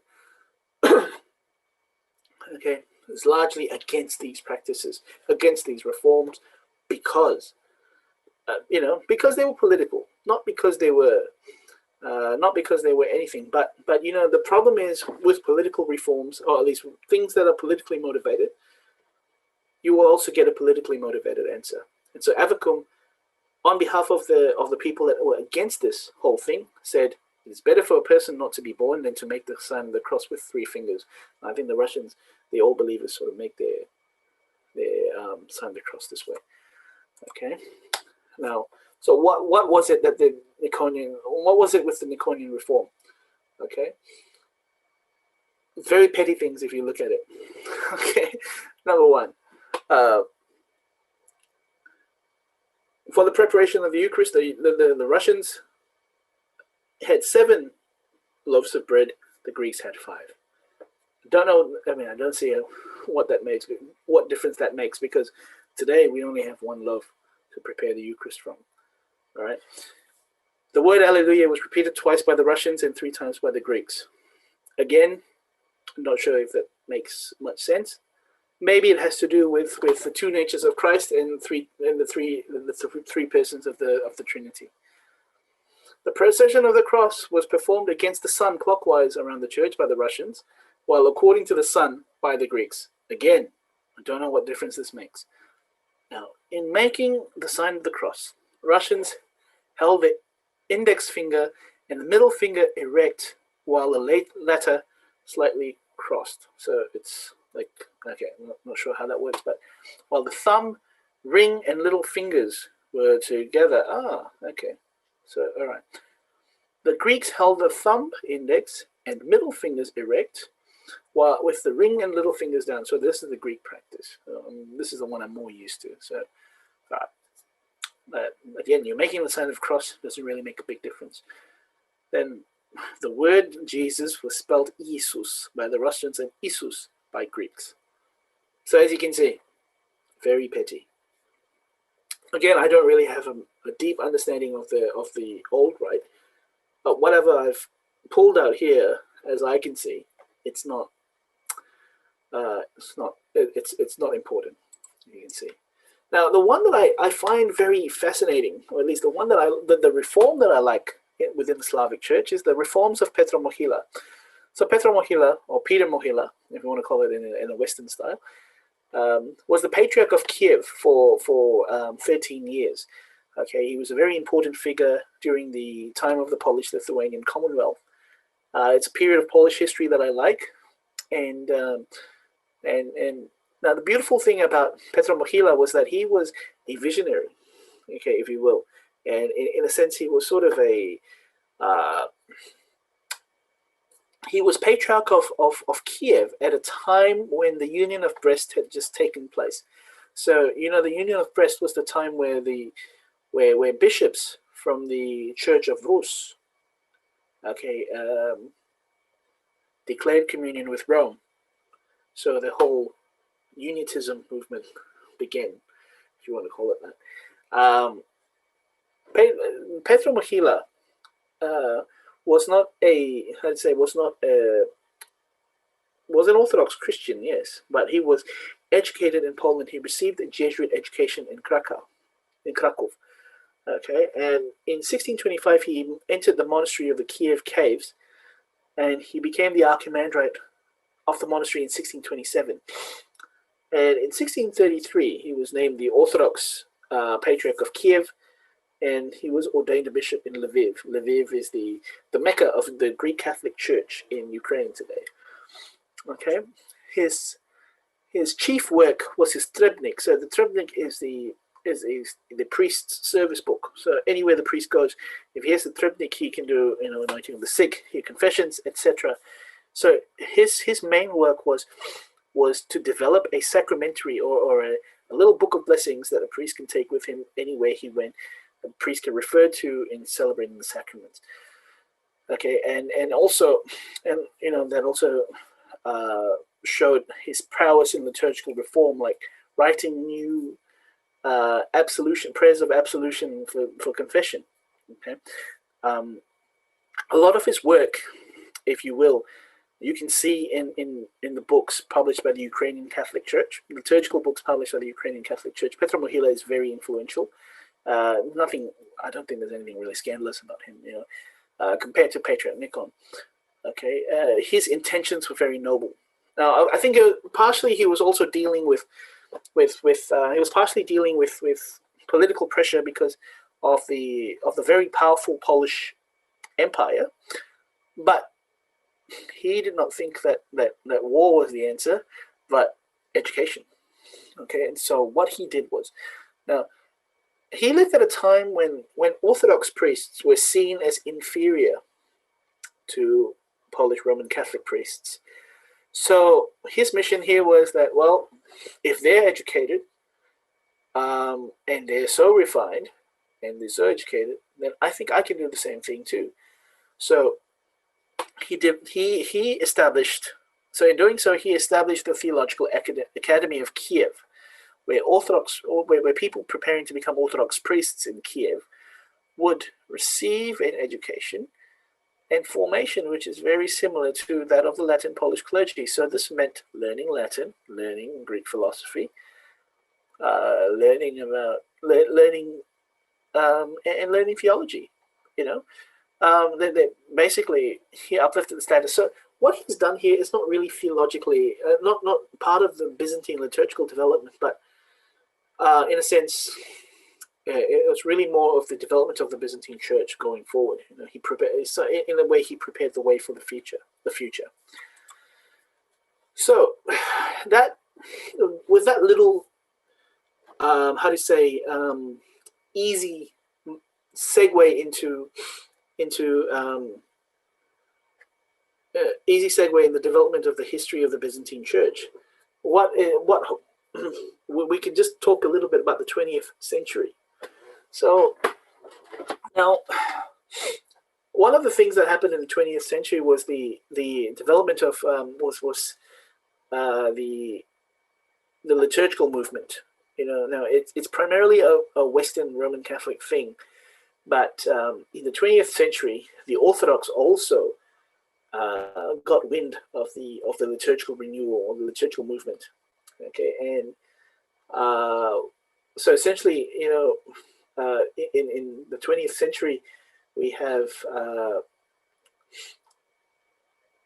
people going back to the fathers, to the church fathers, and going back to the ancient sources to read about how the early church worshipped, and they saw the church being they came back to this idea, or at least they wanted to see this idea of the church as a believing, worshiping, and witnessing community. Okay, and they wanted to see the Eucharist as a community celebration, not just for the clergy, but also for those who have been baptized. Okay, that they may come together and celebrate the Eucharist with the priest as the presider. Okay, and to celebrate the liturgy meant that we what follows after the liturgy is an active witness and the active service of the Christian community. In other words, the liturgy of the liturgy. Okay, a lot of these works were promulgated by the work of a very fantastic Orthodox theologian by the name of Alexander Schmemann. Okay, a lot of these ideas were Schmemann's. Really hasn't really taken root in the old country like Russia or the Middle East, but it's definitely taken root in the West, where Orthodox churches are starting to take on a more active role in apostolic life. Okay, motivated by the Eucharist. So it was not just about going to church every Sunday and locking yourself up and going to church, drinking coffee, and then going home. It had to mean more. It had to mean being a visible and active Christian in your daily world. Okay, and so because of this, if you go to churches in America or in the UK or even Australia, and certainly even in Southeast Asia, where smaller Orthodox churches are present, Orthodox churches and Eastern Catholic churches, you'll see slight variations in the liturgical practice. Not everything is done exactly like how the Mother Church would do it. There will be some slight variations. For example, like language. For example, sometimes even the tones that they use in the music might be a bit more simplified because they want to get more people singing. They want to get people to actively participate. They also want people to to see what's going on behind the iconostasis. So they have this concept of an open iconostasis even. Okay, and the priest would try to say all the prayers aloud, or even sometimes not everything in the liturgy is sung. Some is read so that people can hear it. And then for example, when we have Vespers, divine office, the priest is not the clergy alone don't serve the Vespers, but priests would get different people, will assign parts to different people to read. For example, in my parish, when we do Vespers, the psalms within the Vespers are assigned to different people. The priest keeps his prayers, but everything else is passed around so that people can have a sense of belonging. People can have a sense that these prayers belong to them, are part of their tradition, and it also just shows that they're entitled to say it just as much as we as clergy are. Okay, so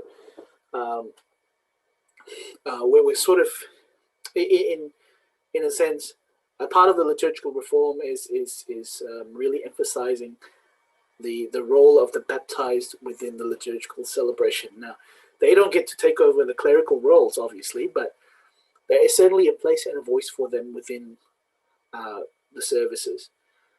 And it's more than just standing outside the door and handing pamphlets out or playing music. They have a role in ministering in praying with us. So, you know, we share a psalm, we share a hymn together, you know. And so also this also emphasizes the real role of the cantor in the divine liturgy. After the priest and the deacon, the most important person is the cantor. Without the cantor, the liturgy cannot go ahead. Okay, and yeah, so in closing, I didn't know how to close this, so I chose a saying from the Catechism of the Catholic Church, and I just wanted to share this quote with you. The mystery of Christ is so unfathomably rich that it cannot be contained by its expression in any single liturgical tradition. The history of the blossoming and development of these rites witness to a remarkable complementarity. When the churches lived their respective liturgical traditions in the communion of faith and the sacraments of the faith, they enriched one another and grew in fidelity to tradition and to the common mission of the whole church. So it's not just a rite for the sake of anything, but so that there's synergy within the church. The synergy within the church, yeah, they enrich, they remain faithful, but most importantly, they are at the service of the common mission given to the church, which is to go out and make disciples of all nations. All right, thank you. Okay, thank you, Father. Wow, that's a beautiful presentation.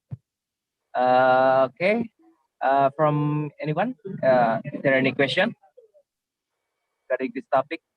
It's an interesting topic, actually. Yeah, sorry, I'm sorry it took so long, but it's a lot of there's a lot to cover in the Byzantine rite. So I had to choose the right thing, and some of the things obviously overlap. So yeah, feel free to ask questions if there's any. Okay. This is one question from this group from Kekristenan Katolik Birawat. Is there any difficulty in the Byzantine Church where people find it difficult to what do you call Mira? Can you elaborate your question? Hi, Father. Yes, hi. Okay. Yeah, I'm Wira. Thank you for this beautiful occasion. I'd like to ask, so in Western Church, there's this issue where the ladies, the people, express this difficulty in understanding, in getting in tune with the liturgy, since not everyone understands about the meaning behind the gestures, the symbols, or everything. Uh, do you encounter similar problems with the people? Yes, of course.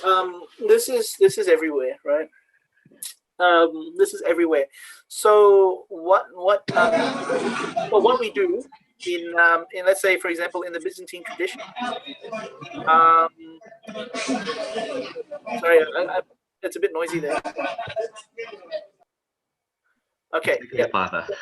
that's okay. That's okay. So to explain to answer you, yes, we have had this problem, but what I do appreciate with our priests is that our priests, how do you say, are very willing to share this information in the sense that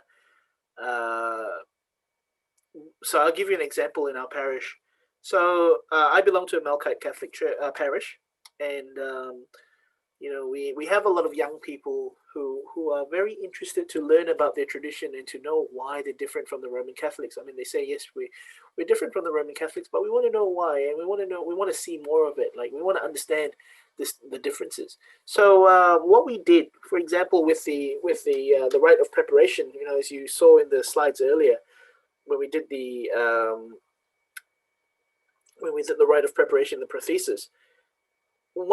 So in the church today, we do the rite of prothesis, the rite of preparation, behind the iconostasis, right?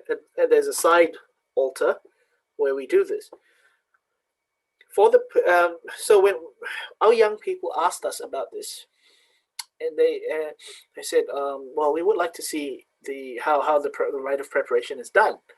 So okay, so the priest decided to change his approach, and what we did was we did the rite of preparation outside in the middle of the church, and we got everybody to stand with us, and he basically took a little bit longer to do the rite of preparation, but he explained to us what was going on. He explained what was happening for each move that he made. Each thing that he made, he showed what was going on. For each cut, he explained. For each gesture that he explains, explanation was very simple. But the fact that the young people were able to to take part in that service, to take part and see what was going on, it really fascinated them, because they said, never really seen this before. It's something that we take for granted. So we're starting to do a little bit more of these things. And the other thing about the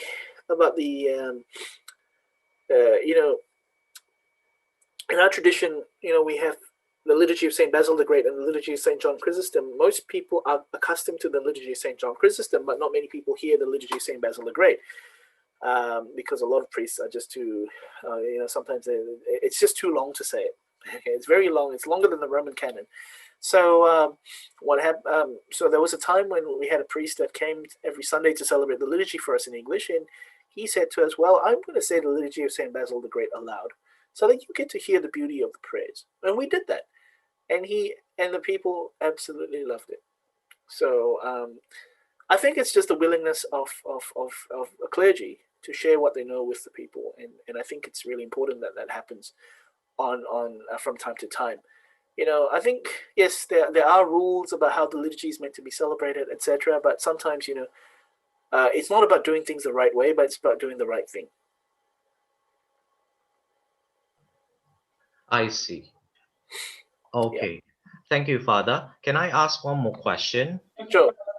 Okay. I don't know. Maybe I have, misunderstanding or something. I don't know. But in Western Church, we basically understand that the Mass is also like the culmination, the fulfillment of the Jewish liturgy.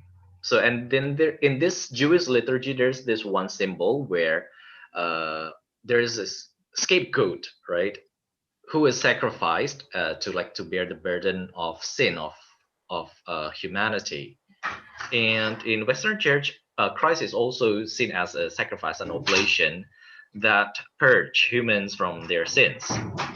Is there a similar understanding in Eastern Church? Since from what I heard, the emphasis on original sin is not really strong, or even if there's no emphasis at all in Eastern theology. Okay, look, Eastern tradition is not. Now, Eastern tradition is original sin is definitely given emphasis in the Eastern tradition. Okay, probably not in the same way as it is done in the West, but there is certainly an understanding of original sin. Now, what we understand is that we do not inherit the guilt of Adam. Okay, but again, this is not. What we do understand is that we do not inherit the guilt of Adam. Now, in saying that, the rite of preparation is an anticipation of the sacrifice of Jesus on the cross. So there is definitely a mention of Christ as the lamb that is sent to the slaughter.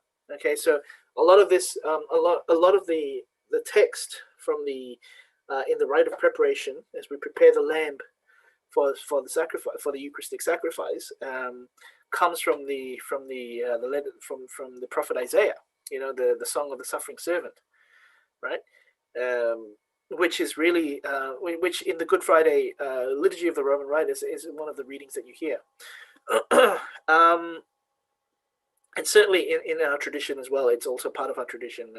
It's also part of the Good Friday readings. And I mean, Good Friday, really Great and Holy Friday in the Byzantine tradition, and Good Friday in the Western tradition is really all about the sacrifice of Christ on the cross, and for the sake of mankind. The Eucharistic prayer also has that similar understanding. Now, I didn't cover the Eucharistic prayers in detail, I didn't go through the text, you know, in exact detail, but there is this how to say, there is certainly that understanding, there is certainly that belief. You know, we do not run away from that, because the whole idea is that the Eucharist has all to do with that. The whole incarnation, the whole mystery of the economy of salvation has to do with the salvation of mankind, and it's perfected only by the sacrifice of Christ on the cross and his resurrection. So cross and resurrection always go together. I hope that answers your question. Oh, okay, I see. Thank you so much, Father. That's all right. Now, if you ever wanted to read more about how the Eastern theory of atonement, you should read Saint Athanasius of Alexandria on the incarnation of the Word. Right. So I'll send the title to you, and you can look it up. Thank you so much. That's all right.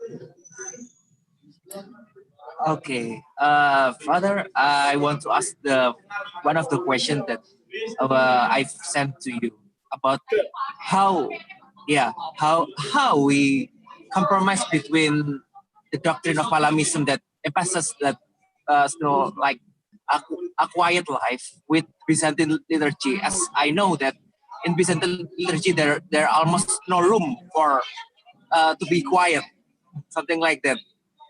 Okay. Thank you. All right. So Saint Gregory Palamas comes at a time when the liturgy is at a time late in the development of the Byzantine liturgy. Okay, so Palamas is how to say, it's not he's new. Okay, but in terms of the Byzantine practice, he's not really the practice of hesychasm that he talks about is really something that he adopts from the early fathers. So you see, the thing about church fathers is that they're continuing a tradition. They're not how to say, they're not inventing something new. Hesychasm was really not something new, because a lot of the foundations are in the early fathers, especially the desert fathers, who practiced asceticism. They lived a monastic life, and they lived a life where, you know, in silence, if you will, in silence and prayer. Now, the reason why you wouldn't see this so much in the liturgy is because the liturgy is a personal celebration, but it's not so much a private celebration. Okay, they're two different, but they're two different but complementing spiritualities. And also hesychasm is it's not something that would how to say, it's not something that's expected of everyone. Okay, I think all of us are expected to have moments of silence in prayer, but the Eucharist is really a communal celebration. It's something for the whole church, you know. So really, it is a time of praise. It is a time of how to say, the the people of God, the body of Christ, interacting with its head, which is Jesus Christ himself. And we talk about the presence of Christ in the Eucharist, and we talk about this liturgy being this dialogue with Christ, or at least this Christ's dialogue or self-revelation with us. There really hardly is a time to be silent, because the liturgy is always Christ speaking to us and our response. Now, the response is not expected to be a silent response, but an active response. Very similar to the response that Mary gave to the angel. Let it be done unto me according to thy word. Now, it's not a passive passive assent. It's not a passive agreement, but it's an active agreement. And an active agreement is always there's always bound to be some sort of noise, if you will. And so, because the tradition of the Eucharistic liturgy predates hesychasm, in some sense, and now the other thing about the monastic movement was that the monastic monasteries didn't have priests. It was not for a while that monasteries had priests in house. They had their own prayer life. They weren't really dependent on the Eucharist as such, unless they received Holy Communion from a visiting priest or a visiting deacon who would bring Holy Communion to them. But apart from that, their bread was their prayer. Okay, but for the rest of us who are not monks, the Eucharist is our bread. To hear the word of God and to receive the body and blood of our Lord is our bread, in a sense. It's our life, and in a sense, the monks have already made an active response to God by serving Him in complete in this life of complete prayer. Whereas we have everything going around, and so that's why we have to have this our gift is the Eucharist. And so that's why we say, let us lay aside all our earthly cares in the Eucharistic liturgy. In the Byzantine liturgy, we say, let us lay aside all our earthly cares so that we may worship the King of all. Okay, it's a time of, you would say maybe there's a time of silence, but it's not really, because, in the Divine Liturgy for us, at least for us non-monastics, it's a time of active response to the call of God, a time of active submission to God. And it's okay for us to actively submit to God amidst noise. It's always okay to actively submit to God amidst chaos. I think that's probably the beauty of the Eucharistic liturgy, that there is a place and a dignity for noise, if you will. I don't know if I answered your question correctly, but yeah, I could think more a little bit about this. Okay. Any other question from Arthur? Yeah. Any other questions? Yeah. Father? Yes. Sorry to disturb That's okay. again. I'm real curious about the, what do you call that? The local language. Mm-hmm. So Latin Church has incorporated local language. Yeah, maybe after quite a while, we translated our Latin texts or anything into the vernacular. Does it goes the same way with the Byzantine liturgy? Okay. Yeah. So the historical examples. All right. So in the Slavic tradition, so yeah, there are various examples, really. Okay, I'll use some traditional examples and some historical examples and some more modern examples. So, okay, the first thing here is historical examples. In the time when Saint Cyril and Methodius went to so these are two apostles, two missionaries from Byzantium, who went over to the Slavic lands, to Moravia, and to subsequently to what became the Slavic lands. They brought obviously the Greek liturgy, but they realized that, hey, none of the people here speak Greek. So we have to develop a new language, or at least we have to try and speak to them in their language and give them this liturgy, to them, that they can celebrate it in their language. Okay, so they developed Church Slavonic, which is really the foundation and the basis of all the other Slavic languages.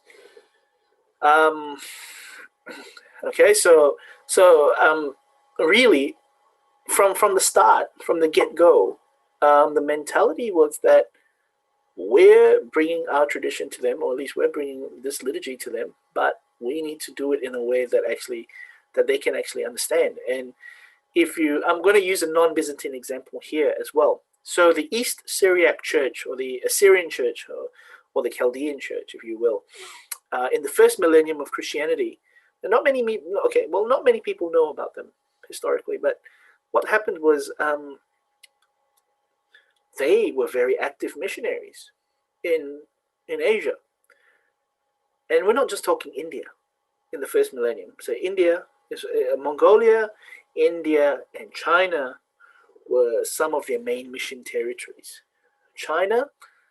In China, I don't know much about their services, but whatever that was in Syriac that they had, they translated into Chinese, into Mandarin. Okay, so very similar to in the Byzantine, in the Slavic tradition, in that we were talking about 9th, 10th centuries, the Church Slavonic liturgy language had to be developed so that the people in these Slavic lands would be able to read and write, and subsequently worship in this particular liturgy. A similar example, around the same, or maybe a century or two after that, in Antioch, in the Middle East. So, in Syria, Syria was conquered by the Ottoman by the Turks, by Muslim conquerors. In the I can't remember now. I made this presentation a while ago. I think around the 8th to 9th centuries, and the Byzantine Empire reconquered Antioch in the 10th century. So when they reconquered Antioch, they basically tried to Byzantinize the liturgy of the church at Antioch. Now, what had happened was the Church of Antioch took the Byzantine liturgy and they made it their own.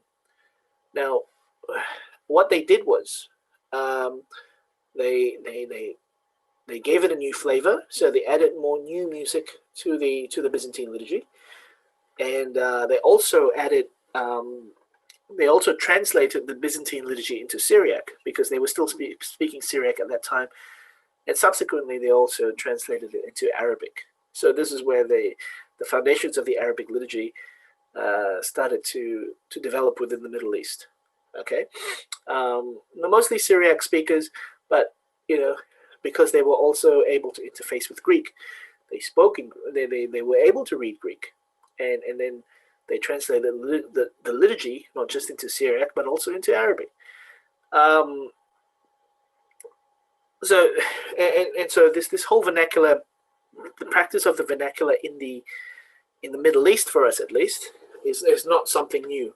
Okay, in the Slavic lands, maybe, but for us in the Middle East, not so. Okay, and then I could give you more examples in the 20th century.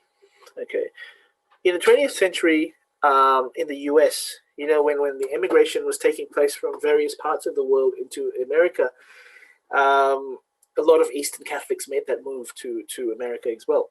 So, to America and then to other Western lands. So what happens here is that they bring their religion with them. Okay, but so for example, the Ruthenians from the northern part of Ukraine, they came to America bringing their liturgy, their Ruthenian liturgy in Old Church Slavonic. But they know that Old Church Slavonic will not last for a very long time as generations go by. The Melkites from the US, from the Middle East, they came to America, and they realized that within a generation or two, people are not going to be speaking Arabic anymore, or people are not going to even understand the little bit of Greek that we use in our liturgy. So English had to be used. So the effort of translating the liturgy into English already took place well before Vatican II, long before Vatican II. But it was not always received warmly by the Vatican, because they're saying, well, what are you doing? What are you trying to do? Just worship in one of your old liturgical languages, or worship in your mother tongue. Don't use English here. I don't know whether they were scared because of the mission, because one of the elements of being a missionary is to use a language that the people understand, and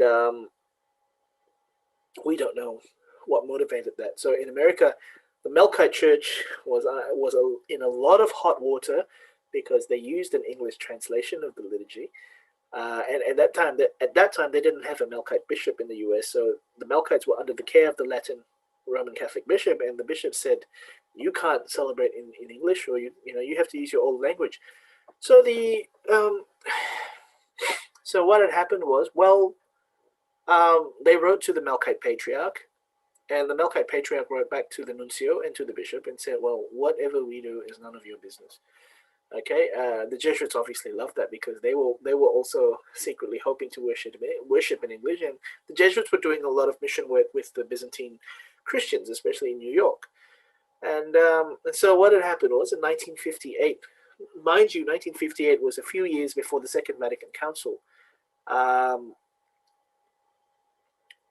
here the Melkite bishop gave permission to a certain Roman Catholic bishop to celebrate the Melkite liturgy in English and put it on live TV. That bishop was Fulton Sheen, Bishop Fulton Sheen, Archbishop Fulton Sheen, servant of God, blessed Fulton Sheen now, actually, who was by ritual, and he was given the permission by the bishop, by the Patriarch of Antioch, the Melkite Patriarch, to celebrate the Divine Liturgy. And Fulton Sheen did it all in English on live TV. So it basically enforced this idea that the Latin language may be for the Latin Church. And it's perfectly fine for the Latin Church to use Latin if it so wishes, or if it wishes to celebrate in the vernacular. But the principle and idea of a liturgical language in the Eastern churches, especially in the Byzantine churches, doesn't quite exist. So basically the theory here is the language of the people is the language of the liturgy. So if we went to Indonesia, and if say, for example, we started a church there, it would make no sense for us to celebrate the whole liturgy in Greek, or in Church Slavonic, or in Arabic, or or any of the languages. It has to be in Bahasa Indonesia. There is no two ways about it. Definitely. I see. Okay, so this is part of the history of liturgy I never heard, honestly. Yes. So for us, I mean, from time immemorial, never. There is no set idea of a liturgical language. Now, the Latin understanding of universality is slightly different. And I don't question that at all. I mean, because like if I serve in a Latin mass here, I will serve in Latin. I serve from time to time in the Roman Rite. So, I do love the Latin, and I appreciate that it's a part of the history of the Latin Church. And if I'm asked to say something in Latin, yes, I will do it. But in the Byzantine tradition, I love to use the Greek, but at the same time, I have to understand that I, as a deacon, and certainly the priest who's serving the people as well, we're not there for ourselves. We're not there. So I love the Divine Liturgy in Greek. I love to use parts and bits and pieces of Greek, but liturgy is about praying to God, and you are praying to God on behalf of the people. Now, if you're praying in a language that people don't understand, if you're praying to God, if you're praying in the liturgy in a language that you don't understand, then you're not really praying for the people. Yeah. I don't see it that way. At least I see it that way. I'm not really praying for the people. Yeah. So and plus, our understanding of clergy is that we serve the people. We are at the, we're ordained for the service of the people of God. And this is very much in Vatican II documents, and also in the Catechism of the Catholic Church. We're ordained for the service of the people of God. Now, if unless everybody spoke Greek, or unless everybody understood what I was doing, then okay, fine, then I can use Greek. But if people did not know, and I was doing any of that, yes, I'm still serving the liturgy. The liturgy will still be valid, but people will say, what's the point of that? So in a Byzantine mentality, yes, there is idea of a valid liturgy, but there also has to be that the liturgy also has to be of something of value. It has to mean something. Yeah. So basically, that's how I would respond to that. I see. Thank you so much, Father. It's so Not a crystal problem. clear. Okay. Next question is about like if so- if there is kind of liturgical development, is there any attempt for Byzantines to revive the liturgy according to manuscript or something like that? Since we know the liturgy of John Chrysostom, as we know right now, is very long, and perhaps it can be a little bit boring for those who doesn't know about the liturgy. Okay. So is there any? Yeah. So okay. Basically, Okay. So now the Byzantine liturgy does not exist on its own. Okay. It exists. It is a liturgical rite of a church. Okay. So if you understand, in the Catholic Church, the Catholic Church is one church in essence, but really there are 24 different churches that are in communion with each other, right? Okay, so we don't call them Eastern rites anymore because that's not the language we use, or at least that's not what they are, because there are only 8 rites in the Catholic Church, which is the Roman, the Byzantine, the Alexandrian, the Armenian, etc. There are 8 rites, but there are 24 churches in communion with Rome. Okay, 16 of these churches use the Byzantine rite.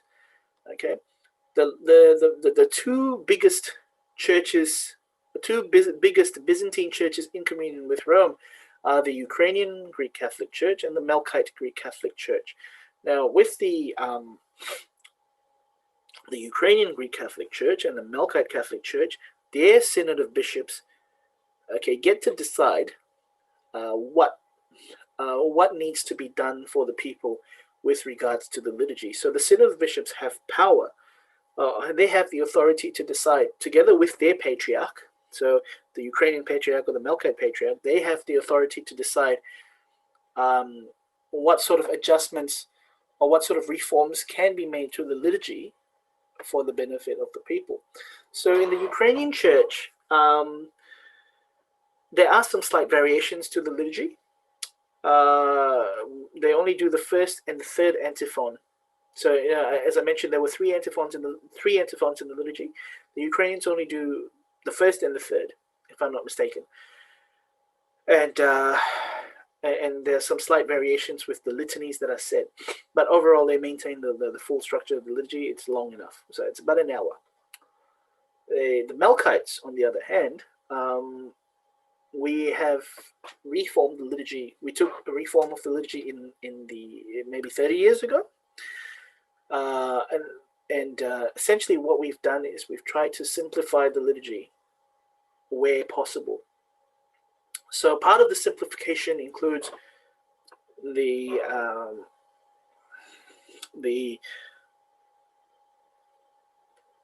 option to use only one antiphon instead of doing all 3. One antiphon. and the option to how to say, there's this talk about liturgical animation. Now, I'm not very clear about the language of liturgical animation, because it's something that's done only in the Roman Rite, or at least from my years of experience growing up in the Roman Rite, I saw this. But in the Eastern tradition, the Melkites started to develop this sort of language. After the years of Vatican II, they decided that, okay, well, we need to sort of make the liturgy more accessible to the people. So we need to use simpler melodies. We need to simplify the melodies, the tones. So in the Byzantine tradition, there are 8 tones. We need to simplify the tones so that people can sing along to it and people can participate in the liturgy even more. We need to make this liturgical material more accessible to the people. And we need to have more deacons and subdeacons to get people to participate in the liturgy even more. The prayers of the priest need to be said out loud so that people can listen and hear what's going on. These are some of the key points of the Byzantine liturgical reform, and certainly the Melkite version of the Byzantine liturgy is quite short. Of course, it doesn't hurt for us to, we can still celebrate the old form, which is the long liturgy, and I'm perfectly capable to serve in any capacity, whether it's the short liturgy or the long liturgy. But we do have a short liturgy, and it's the liturgy that is common to most people. Okay, so it's one antiphon, and then we go into the only begotten Son, troparions, and it's very quick and very short. In a way, a full, complete liturgy, or the Melkite Novus Ordo, if you want to call it that, can take up to, if you celebrate it properly, it takes about 50 minutes. It can, 15 minutes to an hour. But even with the long liturgy as well, in the long form, it doesn't take more than 1 hour, 15 minutes. But there is reform. To answer your question, today, work has been done, and work has been done, and in a sense, I think our churches have experienced some sort of liturgical reform as well.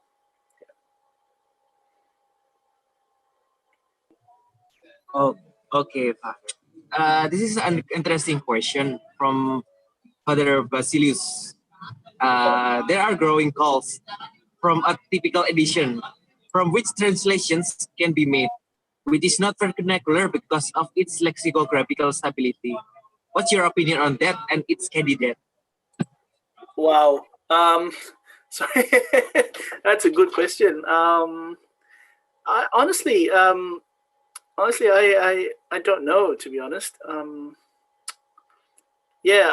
don't really have an answer for that question, to be honest. I should actually ask Father Basilius when I speak to him next. To actually get him to clarify what that means.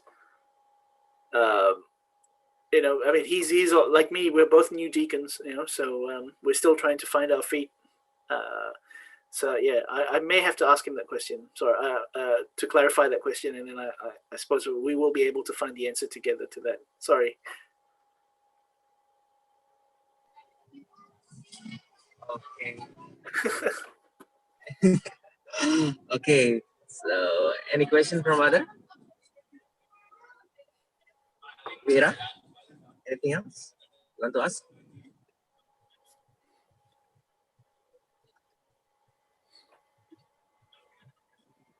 Anything else? No? Okay. It looks like there is no other question. Yeah. It's okay.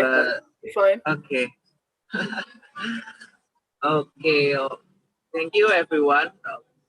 This concludes our session, and let's if there's question or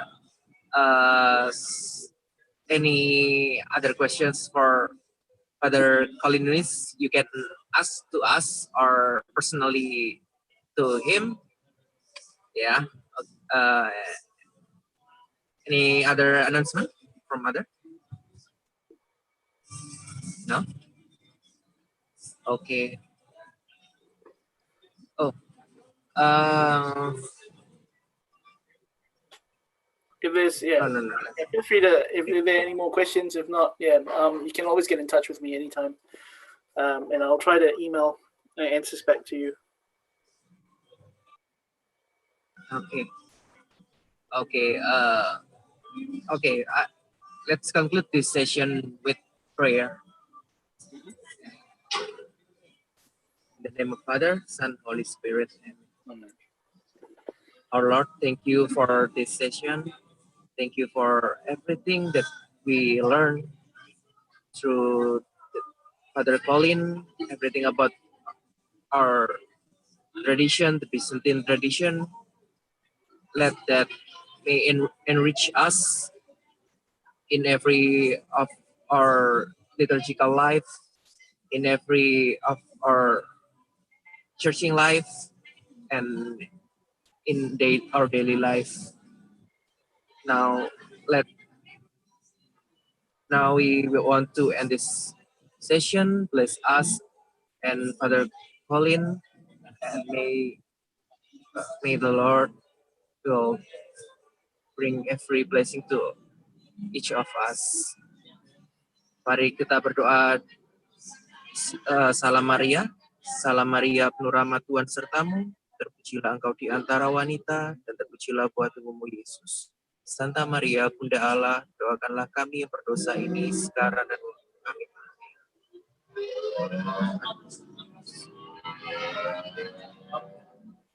Oke.